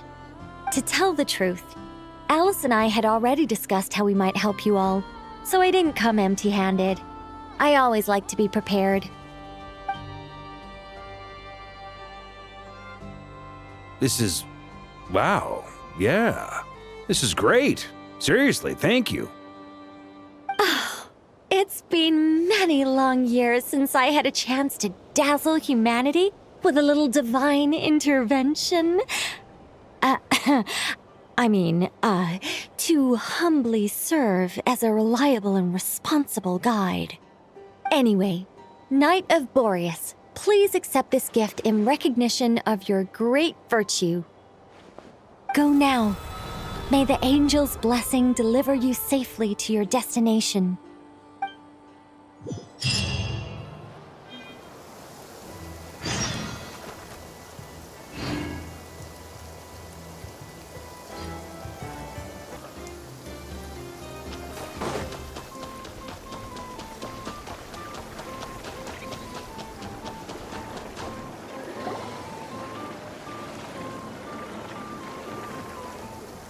You're here. Sandroni! How are things going? Glad you asked. You two are about to become the first people to lay eyes upon my masterpiece. Or should that be the first person and the first, specter? Hey! Whatever. Come, feast your eyes on this. Wow! We've never seen something like this before. This meter displays the progress of my formula. Currently, it's still making the most important connections. Once it's finished running, I'll deliver it right to your side. And then, we can finally bring Columbina back. What do you mean, deliver it? Can't you just tell us over the Dodo communication device? It'll just be some numbers, right? Ugh, you're such a greenhorn. This isn't the kind of formula you solve in math class. It's a highly complex algorithm capable of constructing a framework of rules. Ugh, whatever. We'll be here all day if I start trying to explain it. All you need to know is the formula must be completed before we can bring Columbina back. I'll share the data with you.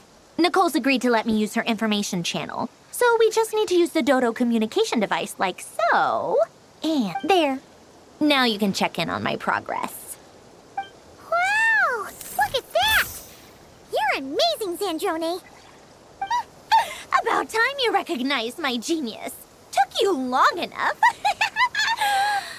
Anyway, that's all for me. You should check on the others if you have time. Make sure we don't have any weak links in the chain.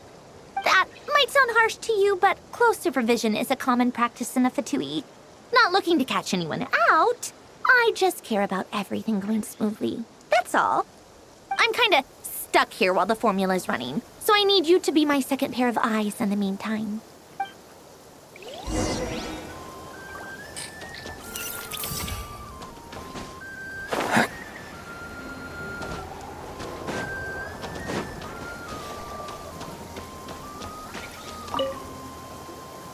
Traveler, Paimon, a pleasure to see you both.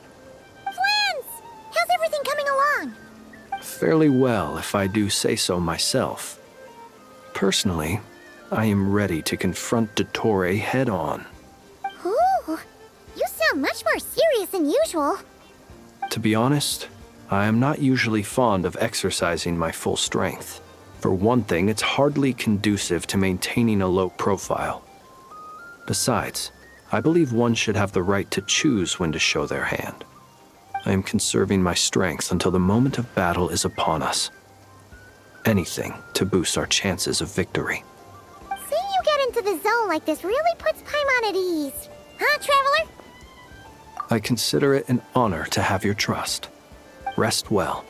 I look forward to seeing you both in your element during the battle.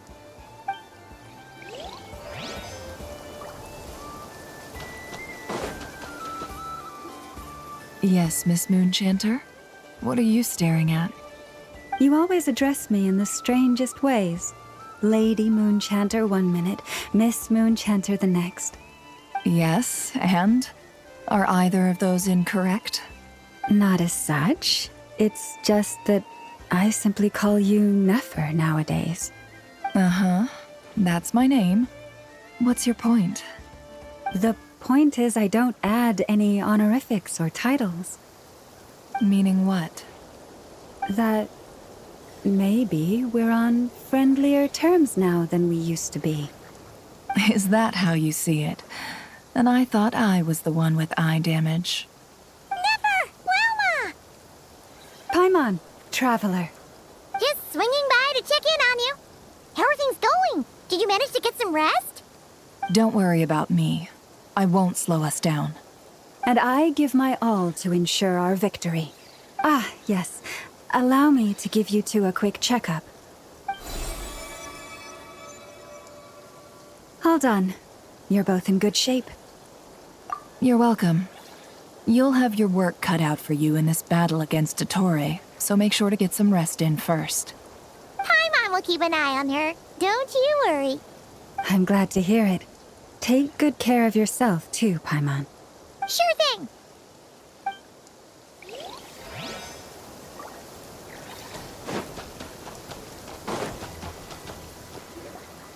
Thankfully, Miss Nicole has come to our aid. Nasha Town is now looking very well defended. Golden Flame. Yes, that's Nicole's power, all right. Based on the latest message from Grandmaster Varka, it sounds like they've reached an agreement. The situation should be more stable with her assistance. Everyone will have at least some degree of protection. Albedo! Durin! Hello there, you two. Are you well rested? That's good to hear. As per the plan, Albedo and I will be in charge of Nasha Town. As Dottore's energy field expands, it's creeping ever closer in that direction. But we will do our best to hold our position. We fought side by side many times before, and always with great success. I believe this time will be no different. So don't worry about us. Focus on fighting Dottore.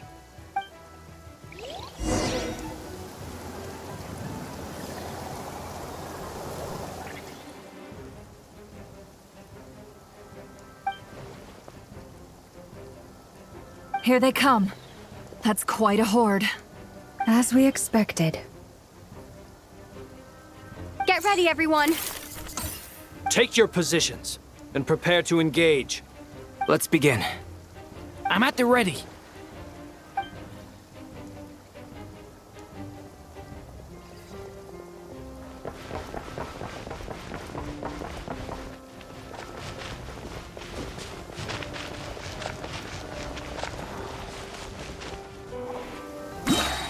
What a waste of time! Your skull!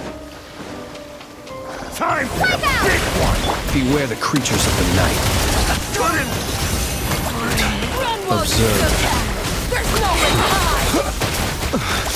I will return as an avalanche.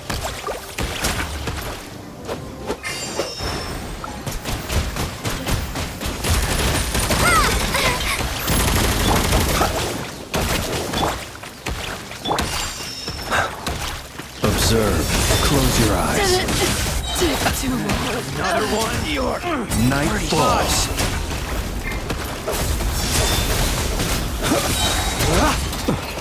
To dust.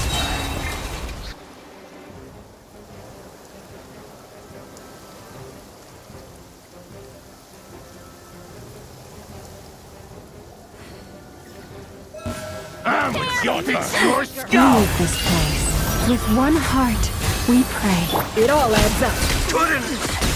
These creatures cannot stand against us. Oh, fighting talk.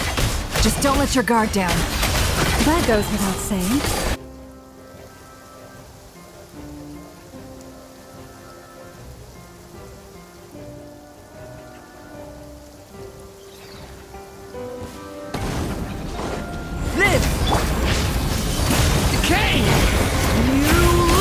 Feel this ancient power. Come into being. That was easier than I thought. Naturally. What do you mean? Is it because as...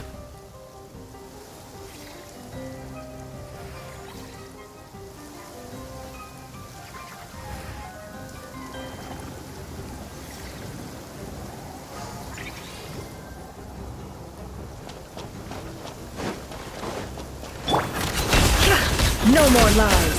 The deception ends. Bombs away!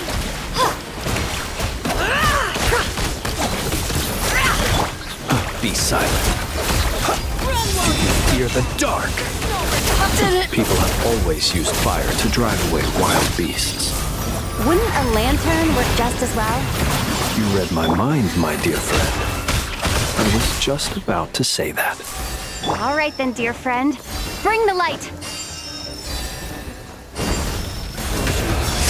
Do you fear the dark?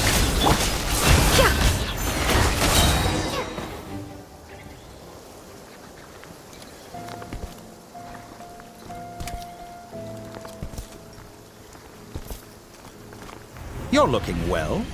I trust you've had a good couple of days. Dottore. It's actually a good thing, in my view. If the subjects of my experiment were to die prematurely, it would throw... And so, I must thank you all for your resilience. We are no longer on the same level, but you are nonetheless worthy of my respect. A creator god should be merciful and gracious after all. And in any case, it is only right that before I end your lives, the world is informed of the arrival of their new god.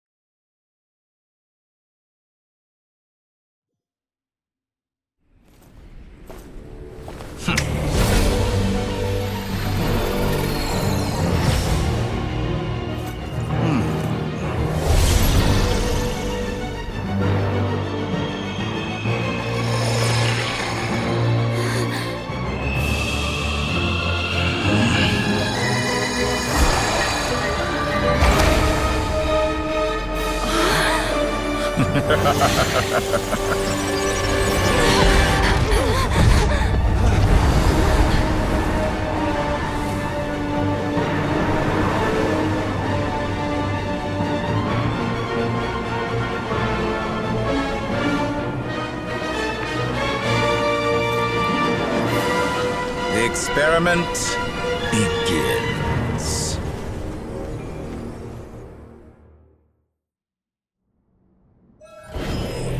With the marrow of the 3 moons in my hand, behold the false moons fall!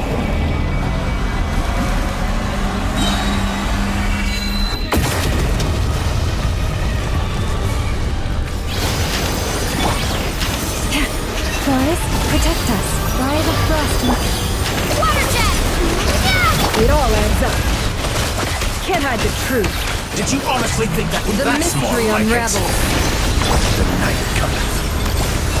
Be silent. Found.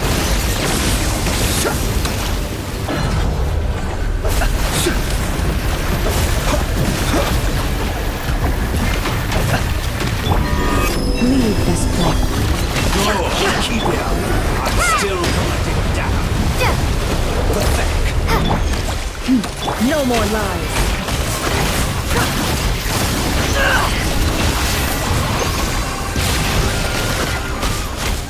Observe. Be silent. First, like an ant in my palm. Are you Oh.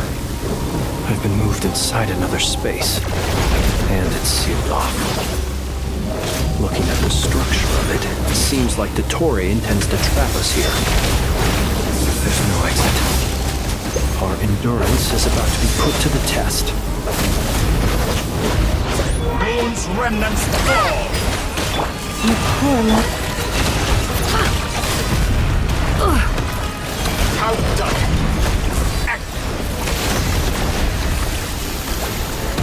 Entropy. It all adds up.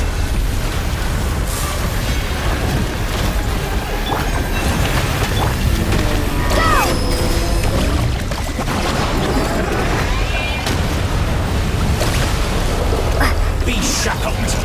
With one heart, we pray. Forest, protect. Can't hide the truth. Did you honestly think that would hit me?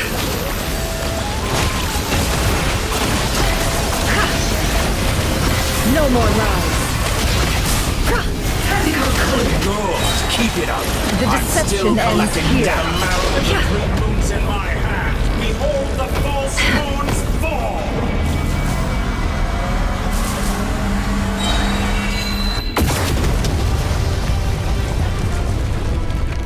Tell me, where will you try scurrying off to next?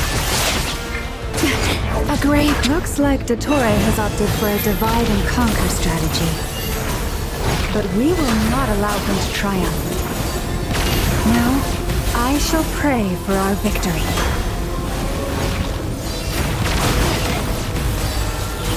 You poor lost lamb. Entropy bends to me. That's more like it. Some results of that. It all adds up. Good. Keep it up. I'm still collecting data. Water jet! Can't hide the truth. Did you honestly think No that more would hit me? lies. Let's see the tomatoes. Water jet!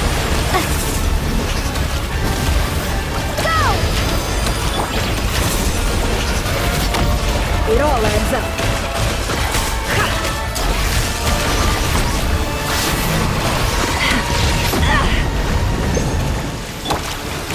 Moon's remnants. No more lies. Time to go clean. It all adds up. Seek within. Good. Keep it up. I'm still be shackled. Go! Found. No more lies. Be annihilated. That which cannot stand against me. I better wrap this up. What's this supposed to be? A knockoff version of the space Columbina got trapped in? There really is no way out. We'll see about that, Dottore.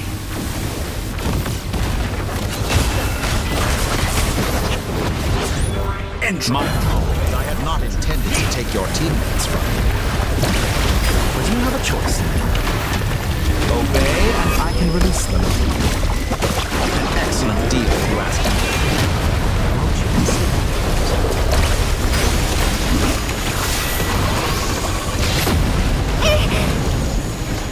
How dull. Water jet! You cannot face me. Found.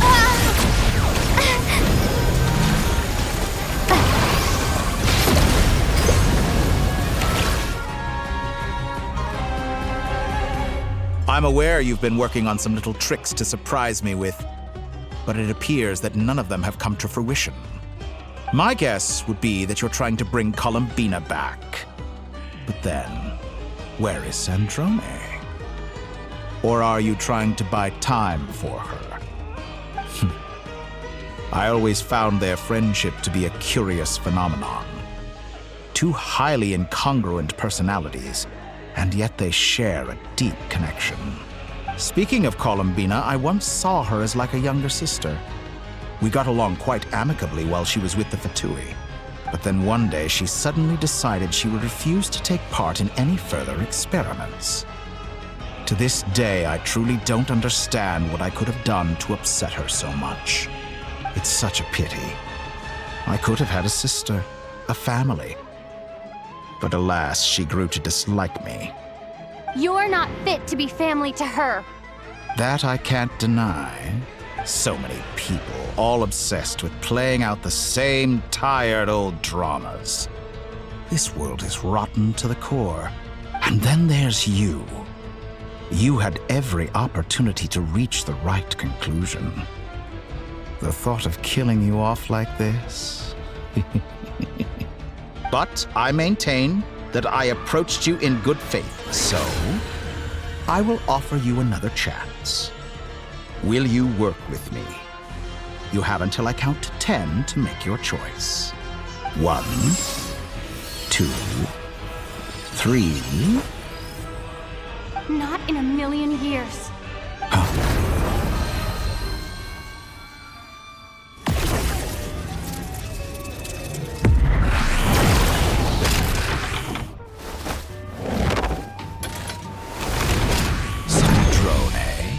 What a pleasant surprise. I didn't think you'd join us all the way up here. You're as sick and twisted as ever. Don't fool yourself into thinking anyone's grateful for the chances you're offering them. Sandrone, the formula hasn't finished running yet. Funnily enough, I was just discussing a collaboration opportunity with the Traveler, and then I see you, who I must say is a good example of an opportunity gone to waste. Gone to waste? I said that everyone would get one chance, and you've used yours to march right back into the lion's den. So yes, it's an utterly wasted opportunity. And what makes you think I believe a word that comes out of your mouth? I was planning on disposing of your little formula after wrapping up more urgent business here. But since you've taken the trouble of serving it to me on a silver platter, I can simply bring it forward in the schedule.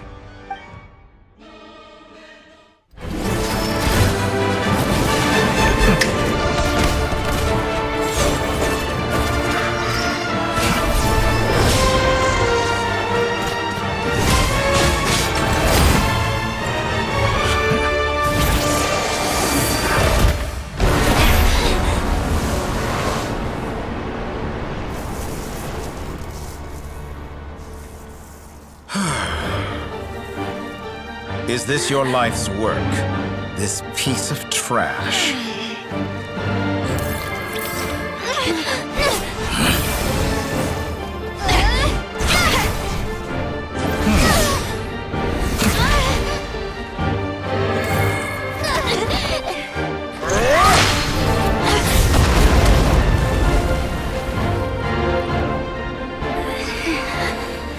Your formula runs too slowly, Sandrone. You put your hope for success on others instead of fighting dirty. That is why you have failed. Now, whom should I slay first? Any volunteers? No one? How nice of you to leave the decision to me.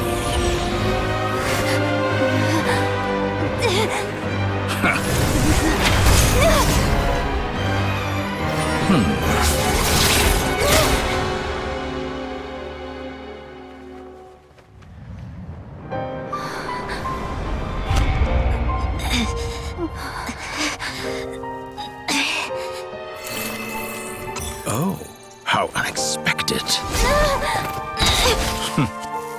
Sandrone, any last words for me, comrade?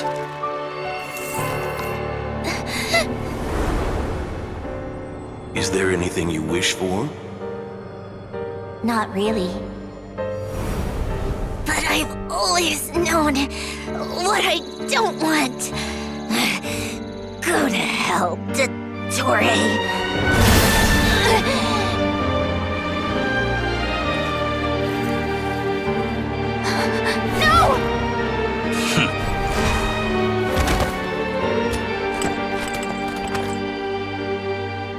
And now, you have failed.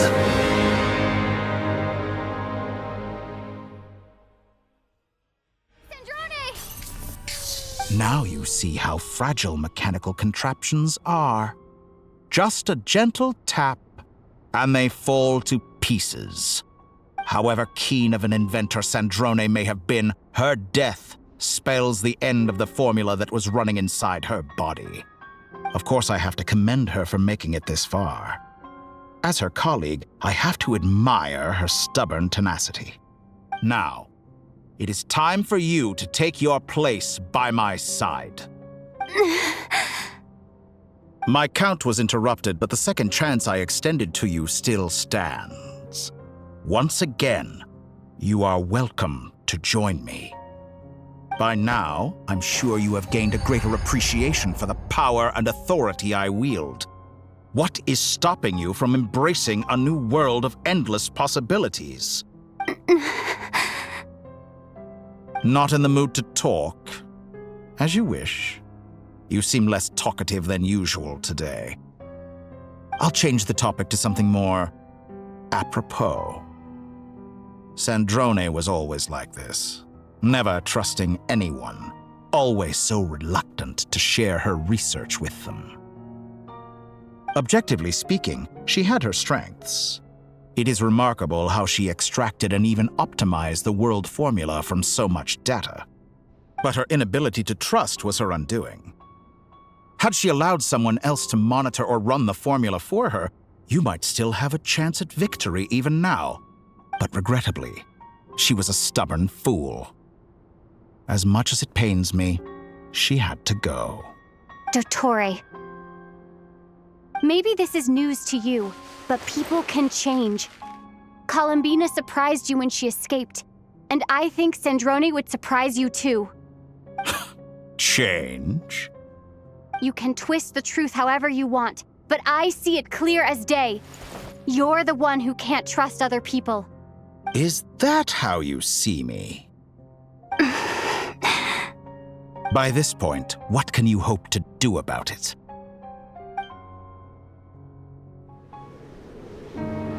It is pointless to fight on. You've already lost.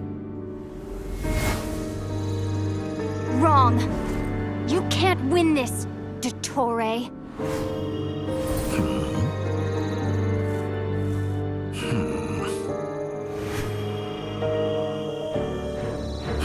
What?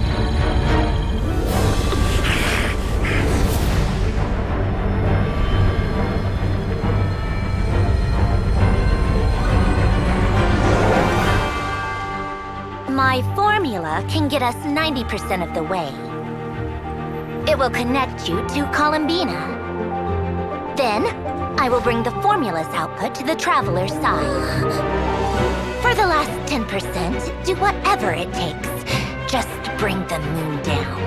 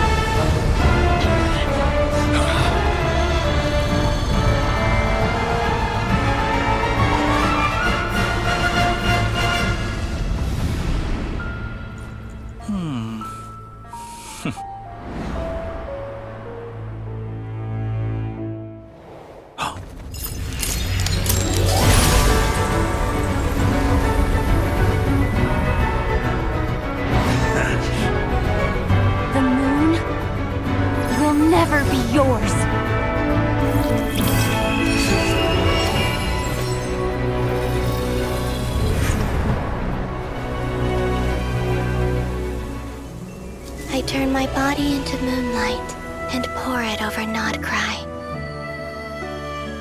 My soul I leave here to inform my future friends.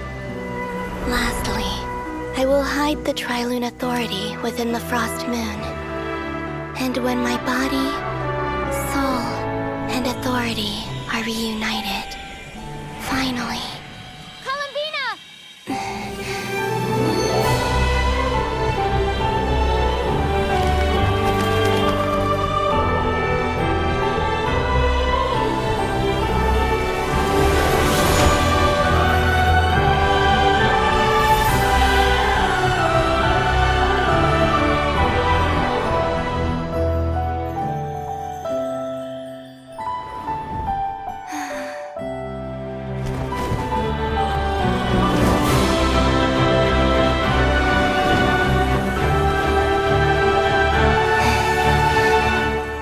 It's been too long.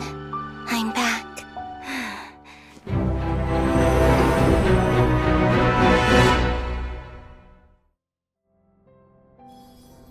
Stay focused on the battle, Traveler. What a touching reunion. Though I personally find myself repulsed by the sight of weaklings huddled together for war.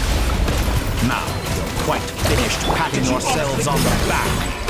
Show me how long you can struggle before you drown. Watch out, Columbina! He can manipulate the space himself! I know. Still collecting Wait for the right moment. We'll strike together. Moon's remnants fall! Surge. Entry.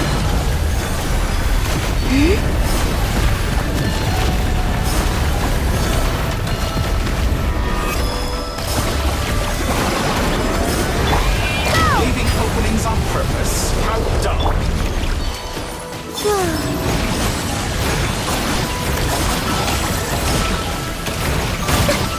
Enough! Burst like an ant in my palm.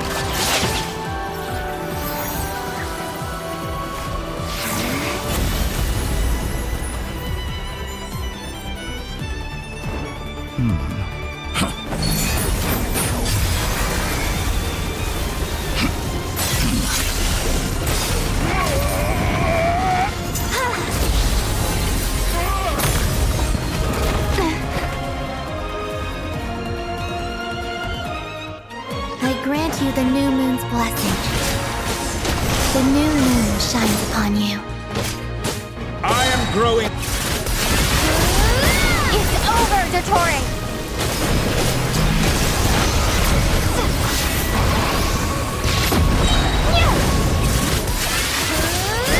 Time to pay for your heinous No longer must the world cower in the cold night. Our future is not yours to command! Let the moonlight dispel the darkness. I'm the world.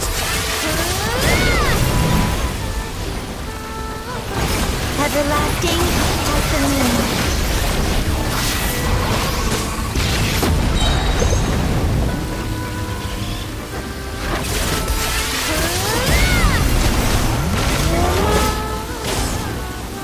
So I'd rather wallow in this rotten, decaying world.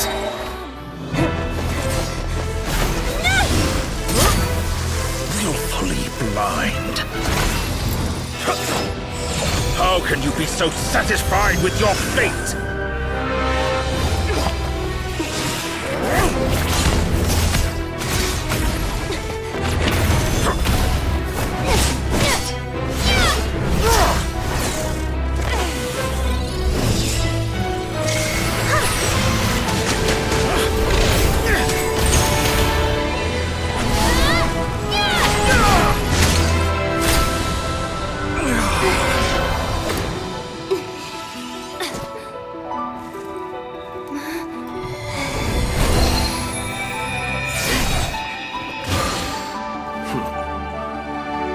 This battle was never about fate.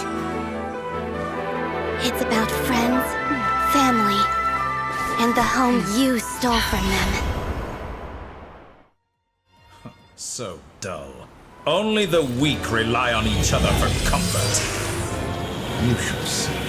Once I transcend fate, you will be nothing but fodder for my grand experiment! That will never happen.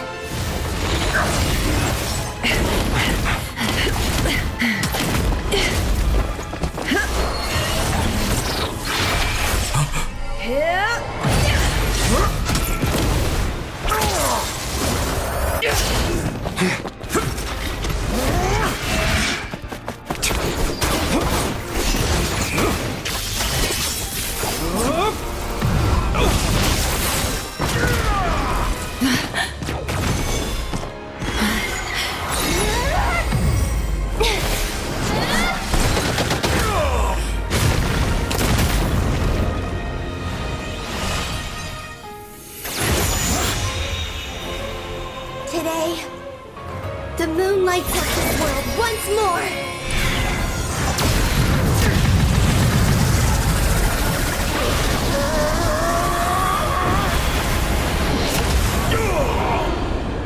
This loathsome world.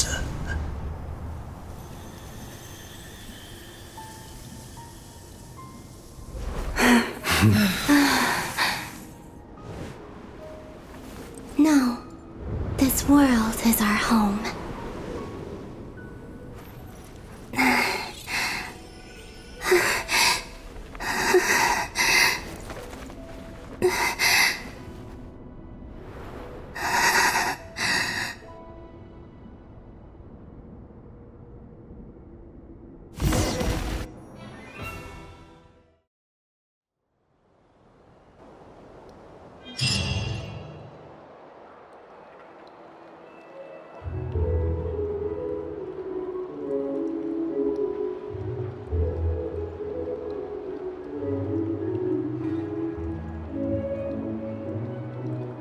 No, you're doing it wrong. The moon looks like this now. What are you drawing, children? The new moon, Mom. It looks different than before, doesn't it? Also... Can I go buy a sugar sculpture today?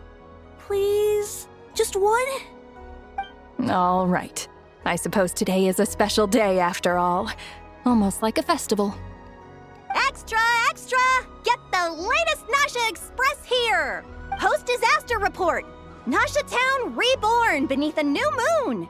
The voyage begins today! The future looks bright thanks to the League. Want a copy? I knew things would be different. But I didn't think that would include the moon. They say a new moon goddess has been born. A new moon goddess? Who's saying that? The Frost Moon Scions? I guess so. I'm not too clued up on the details. As far as I'm concerned, the moon's still in the sky and it's business as usual. Hey, since we've come all this way, shall we grab ourselves a free meal while we're here? Are you a convert now? Or are you just here for the free lunch? Oh, come on. What does it matter? After everything we've all just been through? That smells good. All right, that's it. I'm hungry. Time to eat. Come on! We gotta get there early, or there won't be any good spots left! Shh, keep it down. This is a residential area. What if people are still sleeping?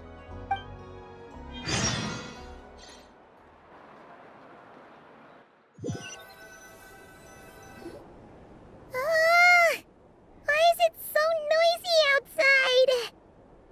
It's okay. Paimon was pretty much awake anyway. It's been so long since we last had a chance to relax, huh? Feels like time is moving slower than usual. What about you?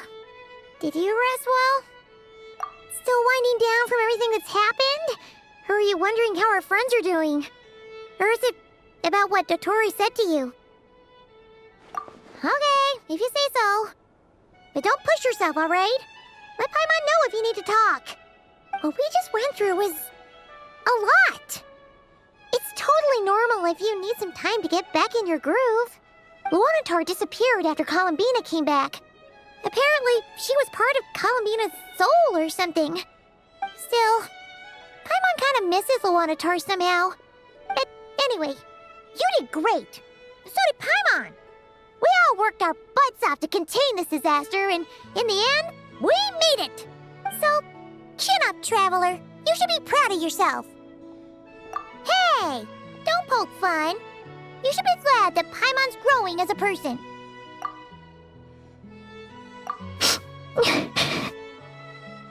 Paimon didn't think you'd mention it. You have no idea how anxious Paimon was. She was worried sick about you. Well, if you really want to show Paimon you're sorry, you're gonna need to make it up to her. You better be ready to splash out on a lavish meal.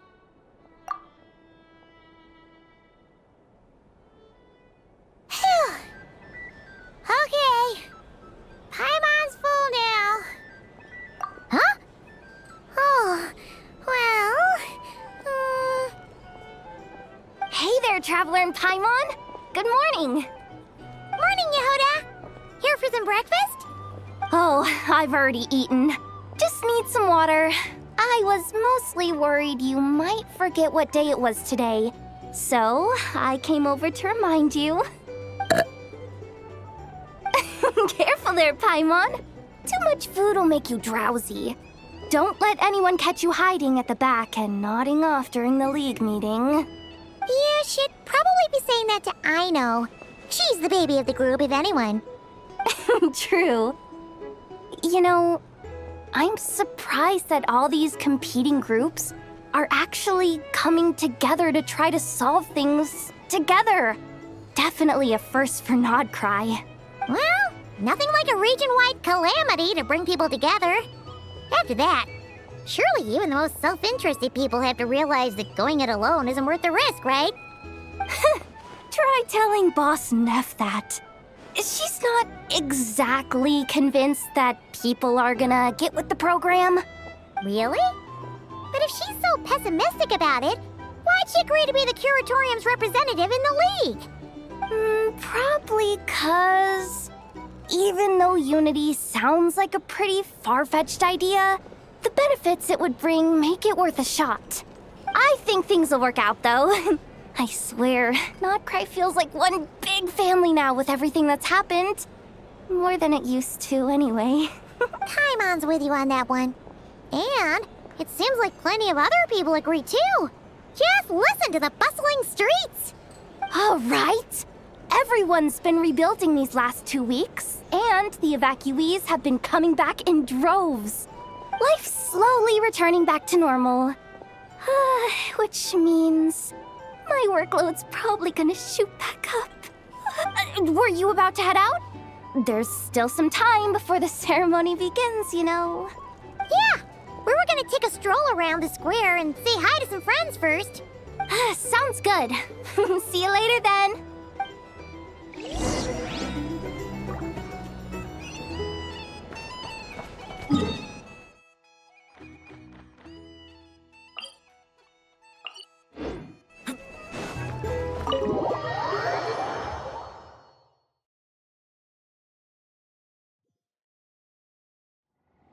Please accept today's boon. Have a nice day. Are Paimon's eyes deceiving her? Or is that Inefa handing out food for the Frost Moon Scions? Hello there. Would you like a feast of the moon along with some snacks of the day? So, what's new, Inefa? It was only a few days ago when we last saw you, but it looks like you've joined the Frost Moon Scions in that time. And Aino too? What are you talking about, Paimon? We're just here to help. Duh. In the wake of the disaster, it's all hands on deck. We responded to Lama's request for support. At times like these, the smallest good deed can inspire others and help them through the hard days ahead. And we're using eggs and heating tubes to make that a reality.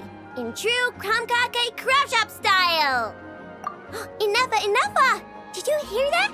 The Traveler said I did good. The Traveler! That's because it's true, I know. Proposal. If you can resist eating today's dessert, I will provide you with compliments, too. No way! Well, that proposal got shot down quickly.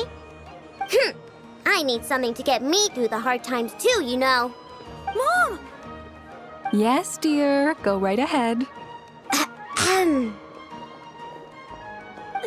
Excuse me. Could I take a photo with the robot lady? She helped us get safely out of Notcry, and she helped us get back home too. She's the best. Of course she is! And since I'm the whiz kid who built her, that makes me even better than best, right? But you stole my snacks though. Oops. Shall we move to the open space near the center? The view there is better. Thank you! Aren't you the better pick for this job, Flint? You underestimate yourself yet again, Master Ilua. Not at all. I rarely come by Nasha Town. I don't know any of the big shots here. All in good time. Socializing is a step-by-step journey. But you're much further ahead on that road, aren't you? You're not seeing the full picture. You know the truth now. My friends do not understand my habits. There is no question about it. The Lightkeepers need a representative in the League. Someone who is upright, cares about other people, and can realize their self-worth through group action. You say it like you wouldn't make the cut. I am most flattered that you think I would. Sigh a little less, Master Ilua, and have more faith in yourself. All the Lightkeepers agree that you're a very promising young man. That is precisely why Starshina and Nikita felt safe delegating such important work to you. I'm sure we all also agree that we would sooner die of dehydration than manage to wrangle anything out of you in a discussion. My apologies. I am not in the habit of bringing water with me when I go out. Whatever. I'll take the job. By the way, who else is part of this? Oh, it's quite the who's who of Notcry. There's the Moon Chanter of the Frostmoon Scions, the boss of the Curatorium of Secrets, a representative of the Voynich Guild, and even someone from the adorable Kromkake craft shop. I'm sure you will find speaking with them to be a genuine pleasure. If you say so. I've never done this work before, so I'm honestly a little scared of making mistakes. But I'll do it. Not only is it our duty as Lightkeepers, but because I want to make Notcry a more welcoming place. An admirable attitude to take. The beacons are lit, Ilua. We're but one step away from breaking through the blizzard. We have the chance to band together and build our shared homeland into an Elysium. This is unprecedented for Notcry. An opportunity not to be missed. Yeah. You're right. I'll do my best. Quite a few familiar faces have arrived. Let's go, shall we?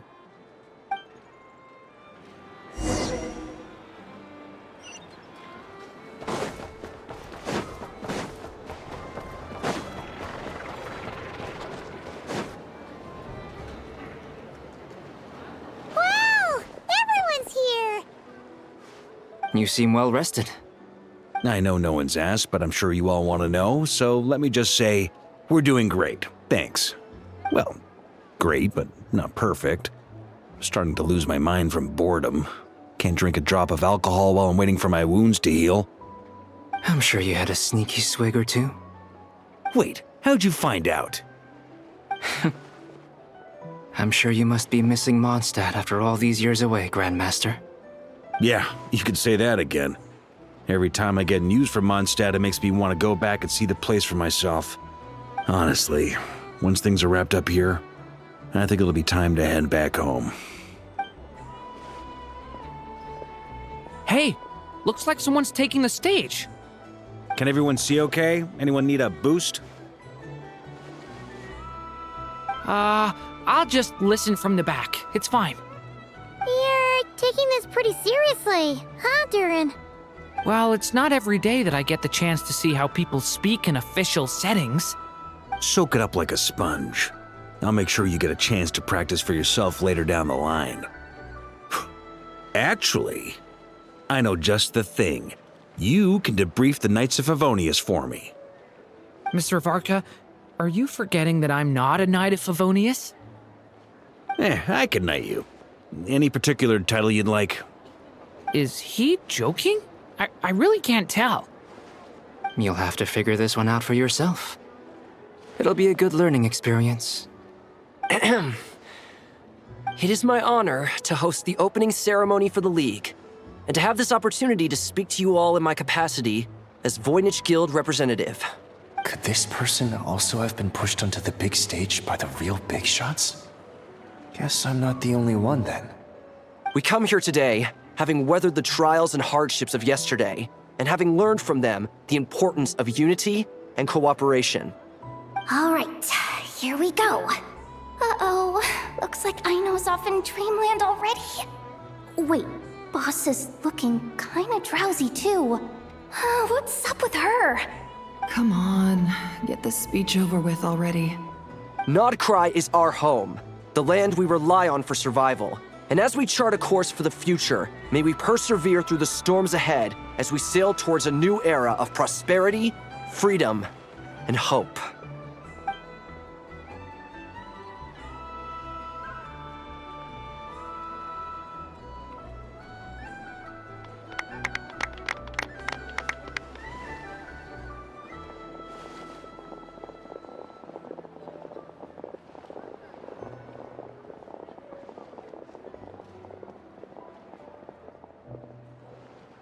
Looks like we'll have more opportunities to travel in the future. I'm sure you'll cope, Lady Moonchanter, given how fleet of foot you are. Unfortunately, I suspect I'll be too busy at the curatorium to act as your host. We have a busy schedule, not to mention an international network of contacts to manage. That'll be all right. I'll just check your schedule with Yehoda well in advance. And if she's not available, I can simply ask Ashru. You... So giving my employees extra workload isn't enough for you? You're really going to drag my cat into this too? I thought you'd approve. Aren't you forever increasing your employees' workloads? That's a bold statement. Are all the Frost Moon Scions feeling more audacious now that your moon goddess has returned? Columbina's return has brought joy to all who care about her. That includes both you and me. As for the Frost Moon Scions, we are learning how to thrive independently, without relying on the moon goddess. It is up to us to make our home a more livable place. Joining the League is one of the steps we are trying towards that end. I like the word try. It's nice and non-committal. You can opt out at any time and still say you tried. You don't see a bright future for the Frost Moon Scions? Or did you mean the League? I'm just not as optimistic as you. The Frost Moon Scions should count themselves lucky that they have a leader as stubborn and enterprising as you. But Nodcry's a big place, with all kinds of people. Most of them don't enjoy answering to a leader, or even listening to reason. Well, that's where you and your methods come in. Unless the Curatorium of Secrets is only here for appearances. For now, yes. And that won't change until this venture becomes worth my while. What would make it worth your while? Getting out more than I put in. Right now, I'd barely break even, but I'll grant that it's a good start for Nodcry. Then maybe it's worth a try. All right, you can stop now. Or do I have to join the Frost Moon Scions before you'll get off my back? You'd be very welcome to join us. Hey, you two! Congrats on all your hard work! What are you chatting about? Nefer was trying to dissuade me from adding to her employees' workload. Also, she's considering joining the Frost Moon Scions. Sorry, what? Your conversations are always the most interesting. Would you two care to join me for some tea before heading to your next destination?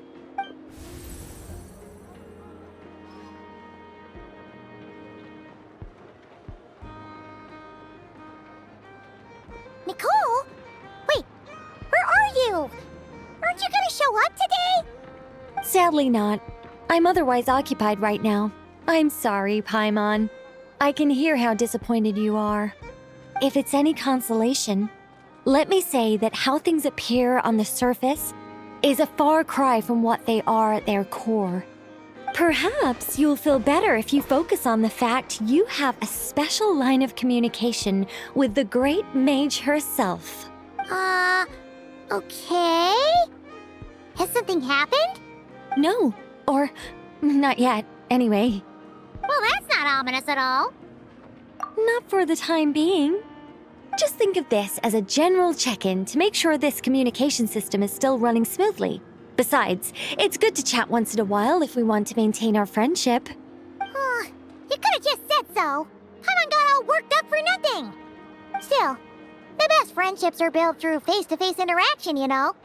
It's never gonna stop being weird having tea with you when you're not there and just talking to thin air.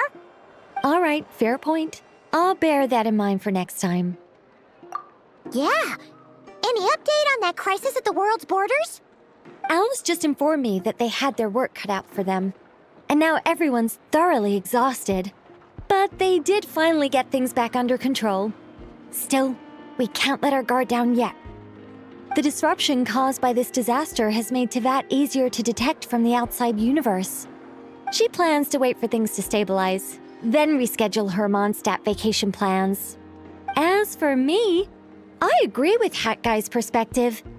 This is a time when many new variables are emerging, and the situation is changing constantly. Plus, most of this change is for the worse. We have to remain vigilant and ensure that the embers of chaos are not rekindled.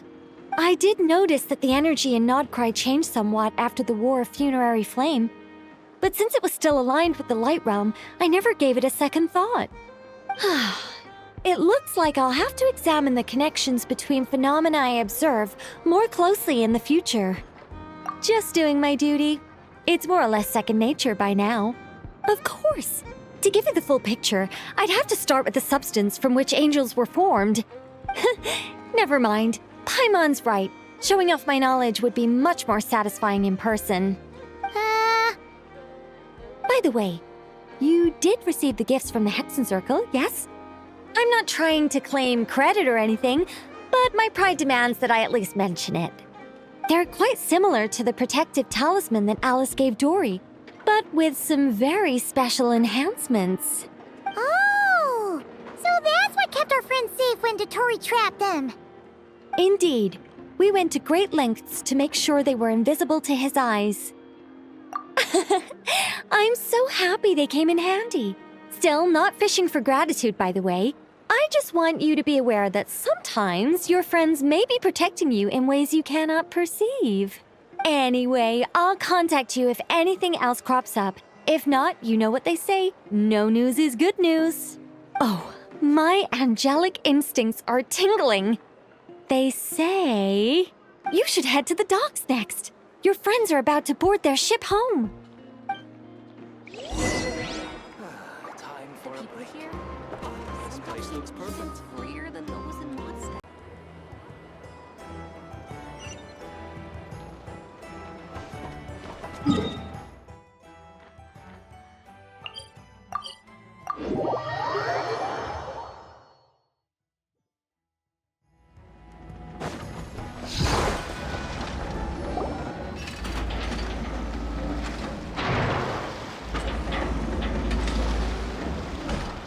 You're here.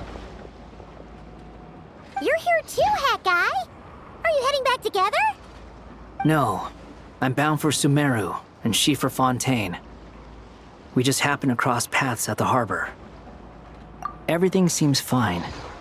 Sandrone may have an abominable temper, but she's always been very responsible with important calculations, and things entrusted to her by valued friends. You always speak as if you know us inside out, Mr. Hat Guy. Maybe I'm just a good judge of character. I certainly hope that's all there is to it. Regardless, you have been a significant help in this matter. For that, you have my gratitude. I didn't do anything special. Sandrone's the one who completed a seemingly impossible formula and turned the tide of the entire battle, even giving her life in the process. She's the one we should be thanking. Even we were unaware that Sandrone had hidden the real formula inside Polonia's body.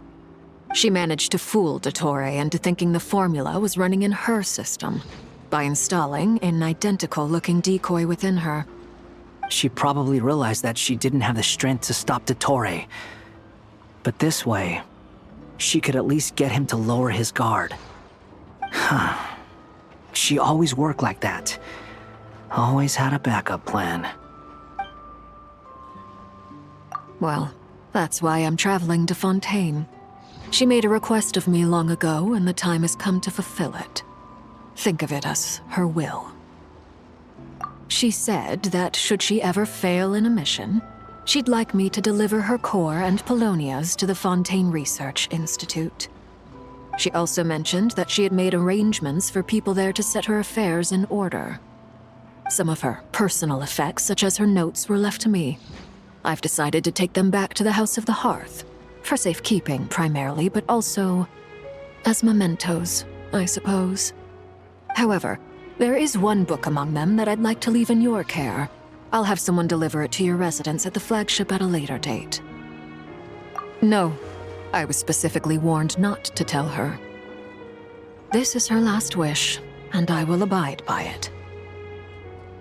I can only hope so, but none of us here can know for certain. I bade farewell to Columbina earlier today. As promised, she turned the iridescent moon's marrow over to me. She spent a long time with Sandrone's body, saying her goodbyes. Oh, is she alright? Sandrone's passing has left a great wound in all of our hearts. It will take time to heal, but Columbina surprised me. She offered me some words of comfort before I departed. Despite being grief-stricken herself, she showed an awareness of the feelings of others around her. She never used to act like this. Clearly, she has grown. And I suspect that we have you to thank for much of the change we are seeing in her. After these recent events, the Tsaritsa has revoked the Pale Star Edict. Snezhnaya now realizes that the arrest warrant for Columbina was just a ploy by Dottore, who coveted her powers. I shall return to Nodcry to see her as soon as I find the time. I hope that from now on, she too will explore more of the world. Columbina Hyposelenia's journey is only beginning. My ship is here. Traveler, Paimon, we shall meet again.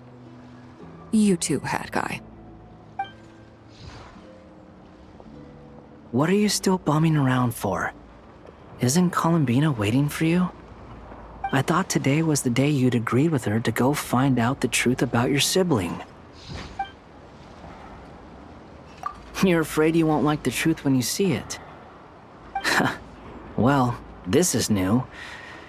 I was starting to think that nothing could scare you. Don't say that!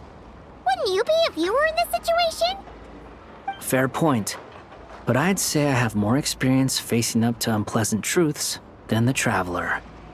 They say blood's thicker than water. I know how much you need your family back. More than you need any of your friends. And I'm sure that all your real friends understand that too. No matter what the truth turns out to be, they will stick by you and support you, whatever decision you make. Finding the truth is important. But more important still is what you choose to do once you've found it. At least, that's the life lesson I've learned from my experience, grappling with the truth. What? Now that Dottore's dead and gone? A little, I guess. But it hasn't solved everything. Maybe I regret not getting to end his life with my own hands. Or maybe it's something else.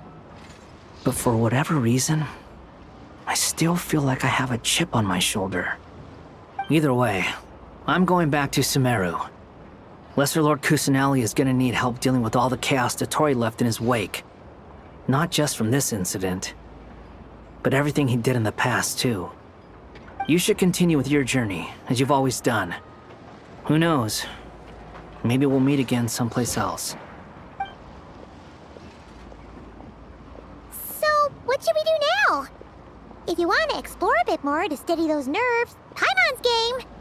After all, when Columbina said she knew where your ship was hidden, Paimon promised to give you two some alone time with the truth. It hasn't been all that long since we were last apart, sure, but with Columbina there, Paimon's sure things will be just dandy. Ain't no biggie. Paimon might be all about that food and fun, but she knows how to do right by people.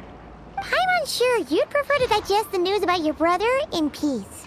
But, no matter what you see, just know you can share it with Paimon. Of course, as long as it's not super private.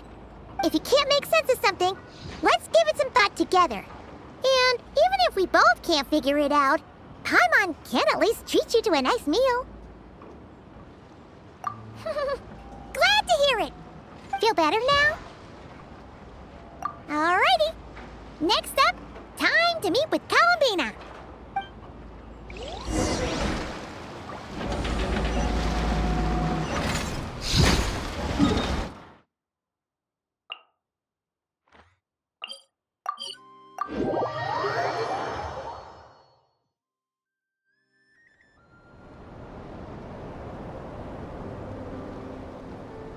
Columbina, we're here! Can't quite believe we're meeting out here. We've gotten used to walking over to Silver Moon Hall whenever we go see you. Well, you're still welcome to go there whenever you want to see me. It's just, now that it's all over, I've decided to make some changes. Try and fit in with the Frost Moon Scions, like Lama suggested. The older generation are still timid around me. They don't dare get too close, and they bow their heads when I walk by. But things are much better with the children. I see more curiosity in their eyes. Hopefully, by the time the next Moon Prayer Night comes around, I can enjoy the festival with them as myself, without having to pretend that I'm only dressed up as the Moon Goddess. You'll do fine, Columbina. Paimon's sure they'll realize you're super nice once they get to know you better. You really think so? When we first met, you thought I was a little up in the clouds. Oh, we were just starting out then, come on! So Lama told you, huh? I'm only teasing. I know that I have you to thank for pulling me back down to solid ground. It feels good to finally stand firm on the earth where I was born.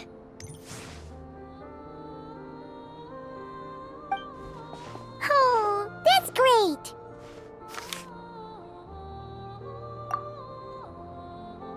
Thank you. I'll make sure not to lose it this time. Well then, are you ready? Ether, what happened to our spaceship back then? Why did you leave?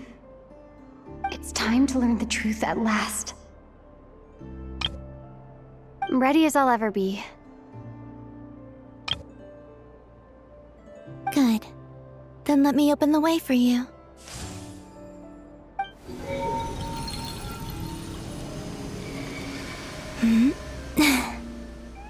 Where does this lead?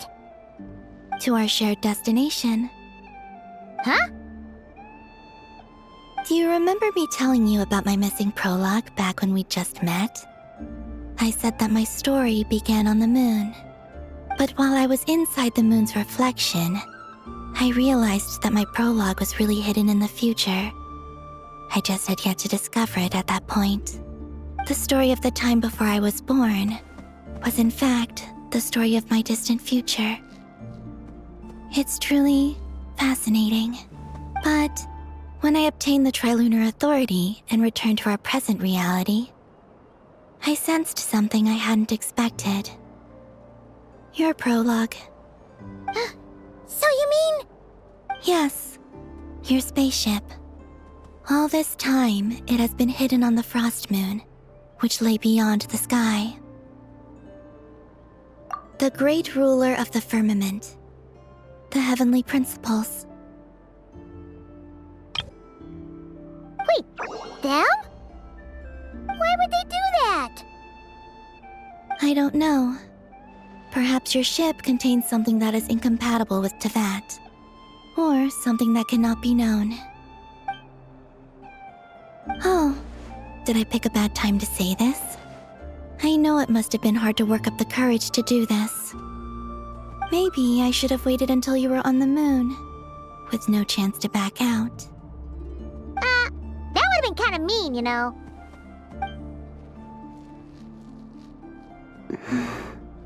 Take me there. Oh? Whatever is hiding in that ship, it belongs to me and Ether. Those memories belong to us. No one else has the right to decide whether I should or shouldn't know about it. Not even the heavenly principles. Very well. Then let's go. Yeah, you two take care, alright? And don't forget to come back soon! Rest assured, Paimon. We will. Traveler, after you. Thinking about the story that we'll find hidden on the moon? Yes. And hoping that it has a happy ending. Stories like that don't exist, you know? You don't believe in happy endings? I don't believe in endings.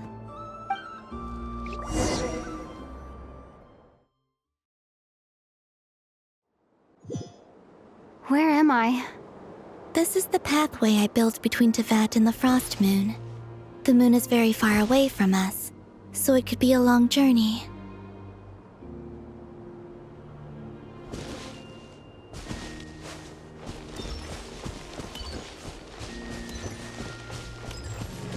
After I obtained the Trilunar Authority, I unwittingly saw past events from many of my friends' lives. One was Lauma.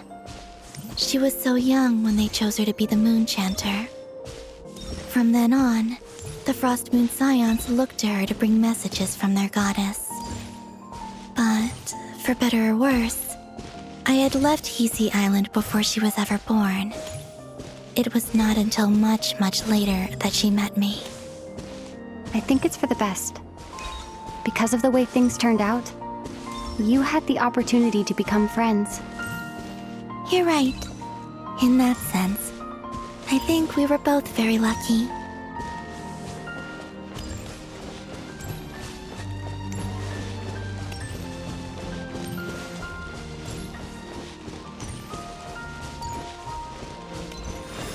Oh, and about that mage, Nicole. I only recently learned that she has lived in Tevat since the time of the Three Moon Sisters. The Moon Goddesses always had a good relationship with the angels. I suppose our friendship continues that tradition.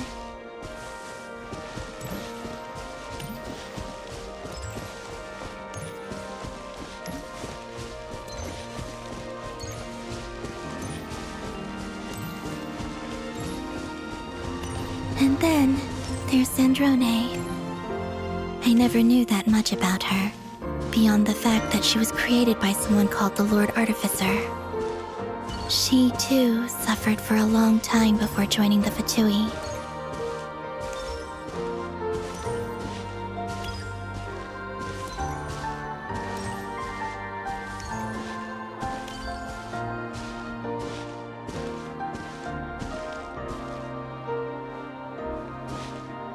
How I wish I could talk to her again, even if only to hear her say nasty things to me.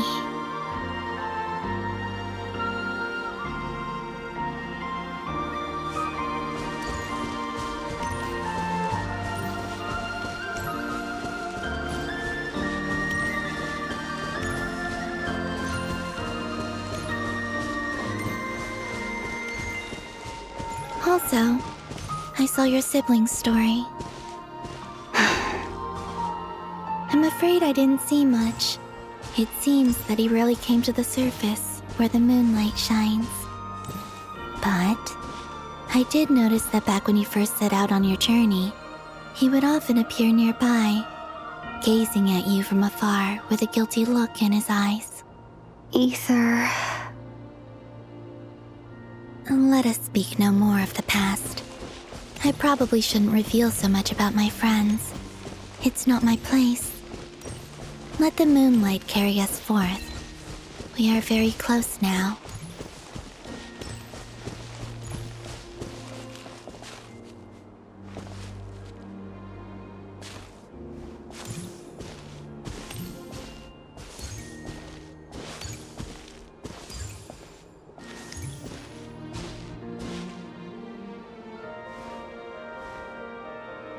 After this, I'd like to bring some kuhenki to the moon as well. If they're willing, of course. What about your other friends? Will you bring them to visit too? Certainly. But I'll need to tidy the place up first. This home hasn't received any guests in a long, long time.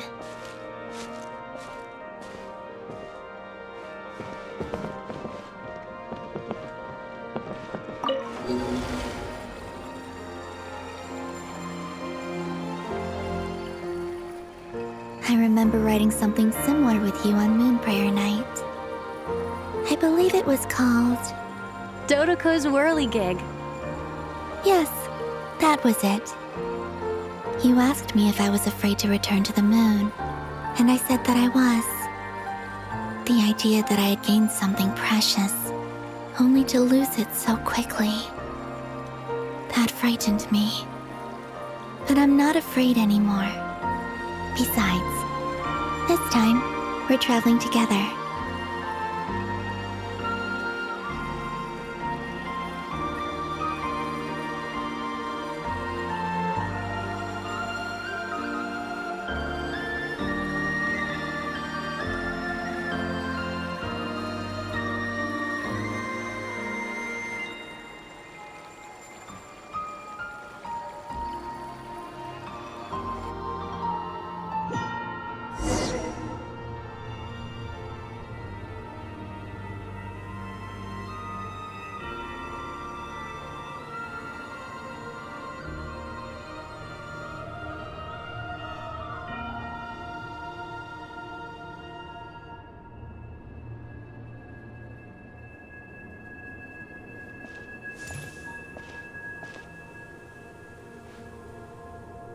We're here.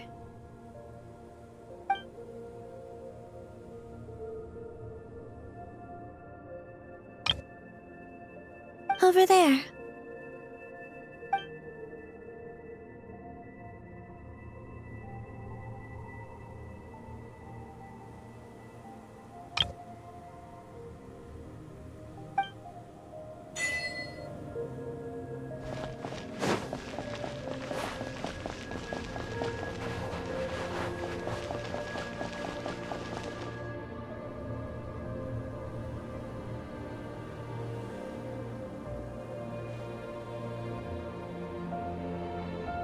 Our spaceship.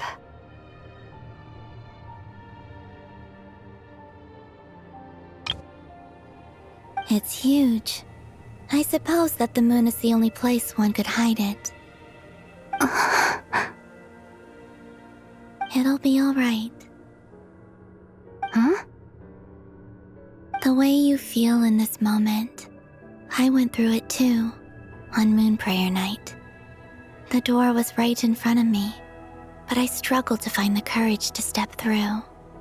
Solitude for me once meant living a life in which even I was absent. Before I met you, that was the only life I knew. But that night, solitude meant throwing away the life I had gained after meeting all of you. Columbina. Go. Retrieve the part of your life that was once lost. Trust me, you will lose nothing by doing so. Look, Tavad is right there. All of our friends are down there, waiting for us. You're right. Thanks, Columbina.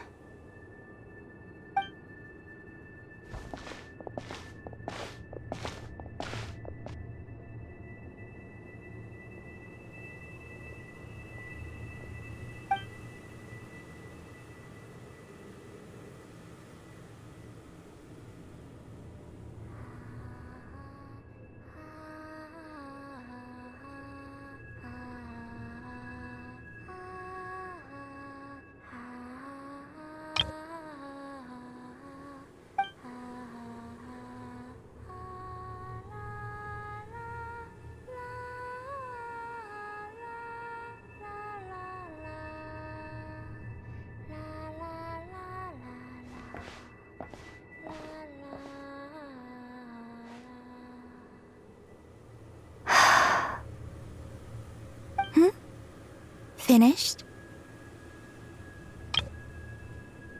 Yeah. Why did you take your eye mask off? Well, since my return, I've decided to take more opportunities to see the world with my own eyes. Besides, I've always wondered how Tevat looks from the moon. And what do you think? It's beautiful. I could spend a whole day here just gazing at it. What about you? What do you think of the truth you found? I haven't looked at another person's expression in a long time, but I think yours is saying it was neither good nor bad. Keep this up, and it won't be long before you give Nefer a run for her money. Oh, I don't think that's going to happen. I'm much more used to sensing what's going on around me with Kuvaki. I think I'll save my eyes for seeing special moments I really want to remember. I read the spaceship's flight logs. I always assumed that this was my first time in Tevat. I thought that Ether and I must have been hibernating in space for centuries on end. But the logs show that our spaceship flew over the skies of Tevat once before. A long, long time ago. Flew over? So you didn't land? No. The ship barely came to a stop before flying on again. After that, it continued traveling through space for a long time. Some of the data is corrupted, but I suspect that it kept flying for thousands of years. It was only after that that the ship made a forced landing in Nodcry. When Ether found me, he came from outside the ship. Could this mean that he left the ship long before I did? Maybe even during our first pass over Tevat? Are you alright? Yes. I can feel that the truth is coming together, one small piece at a time. I remember Ether telling me that when he first arrived in Conria, he could not recall the past. So this might be something that even he doesn't know. Here, I made some space for you. Your mind must be racing, and this seems like the perfect place to relax and clear your head. Oh, wait, there's one more thing. What is it? Wait here a moment.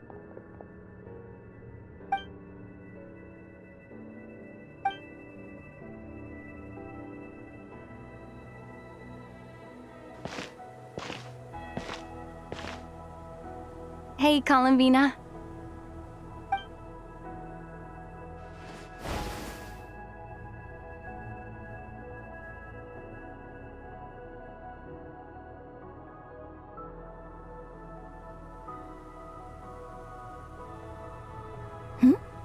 Is that a new outfit? An old one, technically. It's been in a cabinet inside the ship this whole time. It's a matching pair with Ether's. He always liked this set more. Huh. I don't think there's a huge difference. Really? Yes. It's still the same you. You're the same person, no matter what clothes you wear. Only Columbina would make an observation like that. Traveler, do you consider Tevat your home? Home is wherever ether is. But then, after all the time I've spent here and everything I've been through, yes, I'd say it's my home. Would you change your answer if Tevat changed appearance? I mean, if the truth about Tevat turned out to be different than what you thought. I don't know. But I don't think so. The truth is not what matters most to me about Tevat. When I was first born, I longed for a home. And when you get something before you're mature enough to understand the world, you just take it at face value. I thought that a home was a transaction. You give me what I want, and I'll do the same for you. But you and your friends taught me what a true home should look like. You never asked for anything, yet you gave so generously to me. That's because your friendship matters to us. It was worth it. In the past, I thought that my birth in Nodcry must have been a mistake.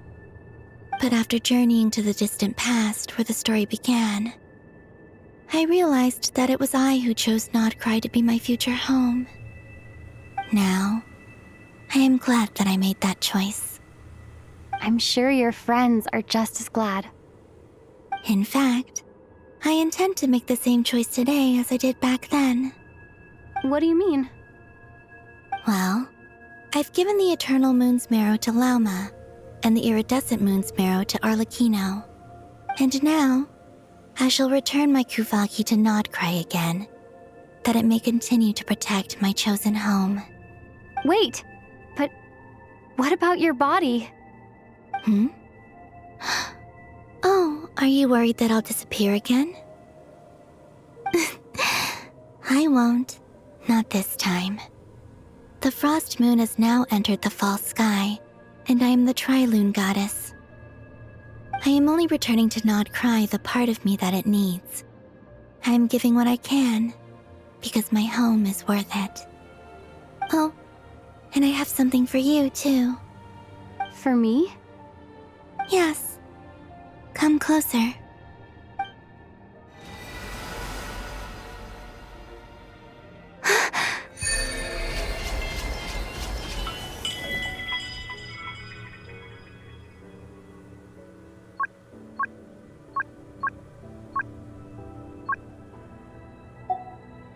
What was that? I lifted some of the restrictions this world placed on you. I trust this will help in your future adventures. My power. It feels like it's grown. I can use the elements more freely now. Thank you. This will be a great help. You're welcome. I see you as family, and after everything you've done for me, In fact, no. It's not because I owe you. It's because you're worth it.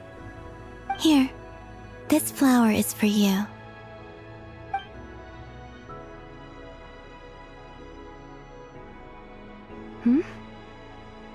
Isn't this a moon prayer blossom? Yes. Don't worry.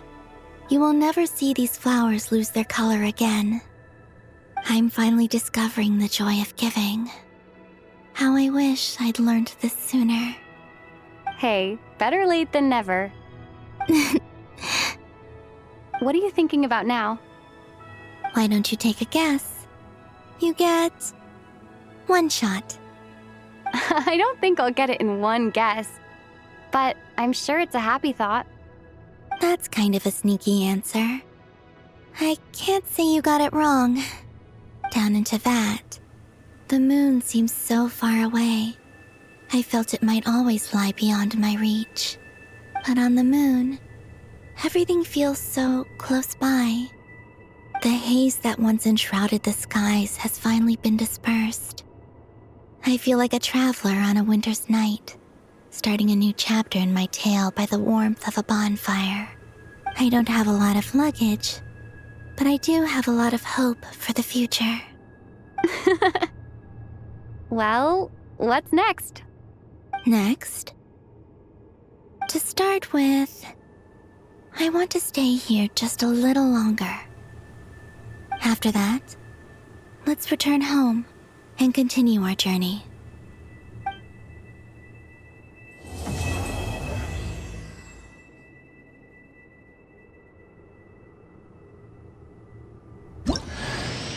These clothes bring back so many memories.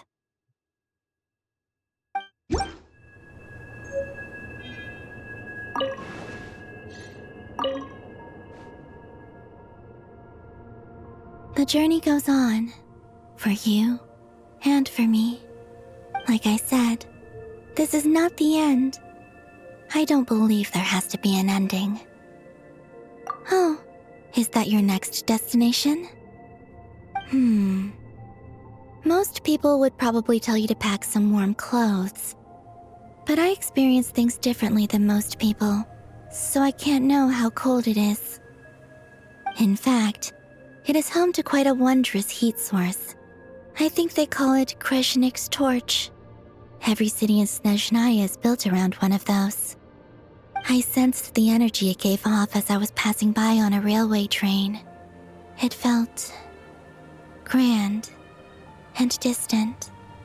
I also recommend the Korolievsky troupe in Snezhnograd. They give performances quite regularly, and entry was free for harbingers. I liked them a lot. Ice cold and sharp. Crystal clear in some ways, yet profoundly unfathomable in others. Like the thick layer of ice on top of a frozen lake. That's just the impression that Tsaritsa gives me.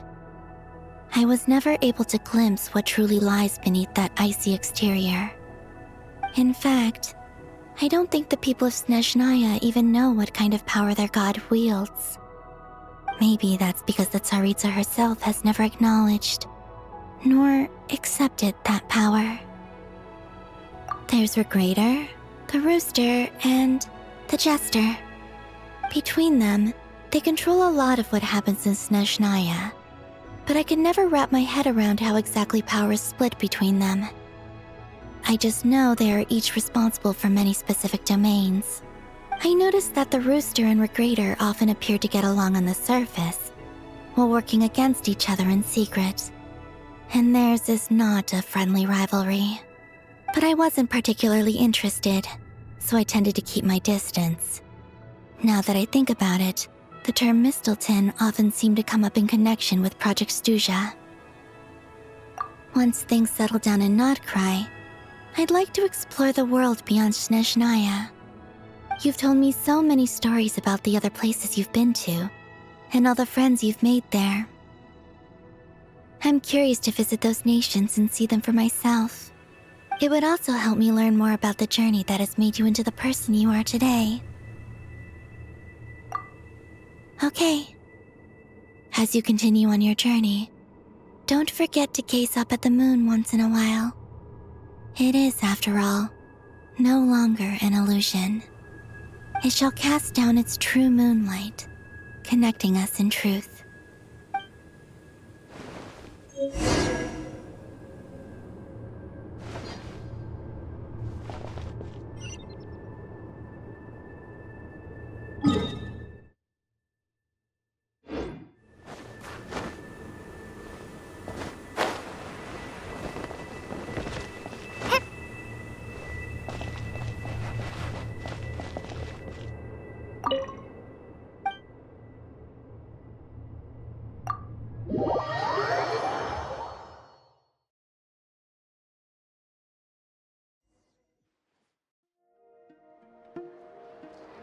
To Jean, acting Grand Master of the Knights of Favonius. Ugh, this preamble is such a pain to write. It's probably high time we got rid of this acting business. I trust that Dern has updated you all on recent events. Hope we didn't worry you too much. The good news is, we managed to come together and put a stop to the Doctor's evil schemes. With that, I think it's safe to say that Notcry is finally out of the woods. As for the Fatui, not counting the Damselette, aka the Moon Goddess, who has left their organization, we found ourselves allied in this instance with both the Knave and Marionette. May she rest in peace. As ever, we find ourselves better off for making friends rather than enemies. But until we can ascertain the Tsaritsa's true intentions, the future remains uncertain. In a short while... Wait. How am I meant to surprise everyone if I tell them in a letter that I'm heading home? Well, that would be a huge waste. Okay, got it. I will begin sending the expeditionary team back home in waves. I'm sure they'll be able to answer any questions you still have. I hope they won't gloss over the details of my many heroic deeds, but if they do, I'm sure it'll be because they're just too exhausted from the long journey. I think of Mondstadt daily. Please give everyone my best regards. P.S. The honorary knight went above and beyond this time. Are there any other honors we can give her? I'll leave it with you. P.P.S. Please be extra nice to Klee for the foreseeable future. I cashed in on the last favor that the Hexen Circle owed us, so we need to earn some more goodwill. If there's any serious problems, feel free to stick me in solitary confinement when I get back. I'll do the time for her. Whew. And that, as they say, is all she wrote. End of an era. And with the moon shining down brighter than ever, I think everyone is going to sleep well tonight.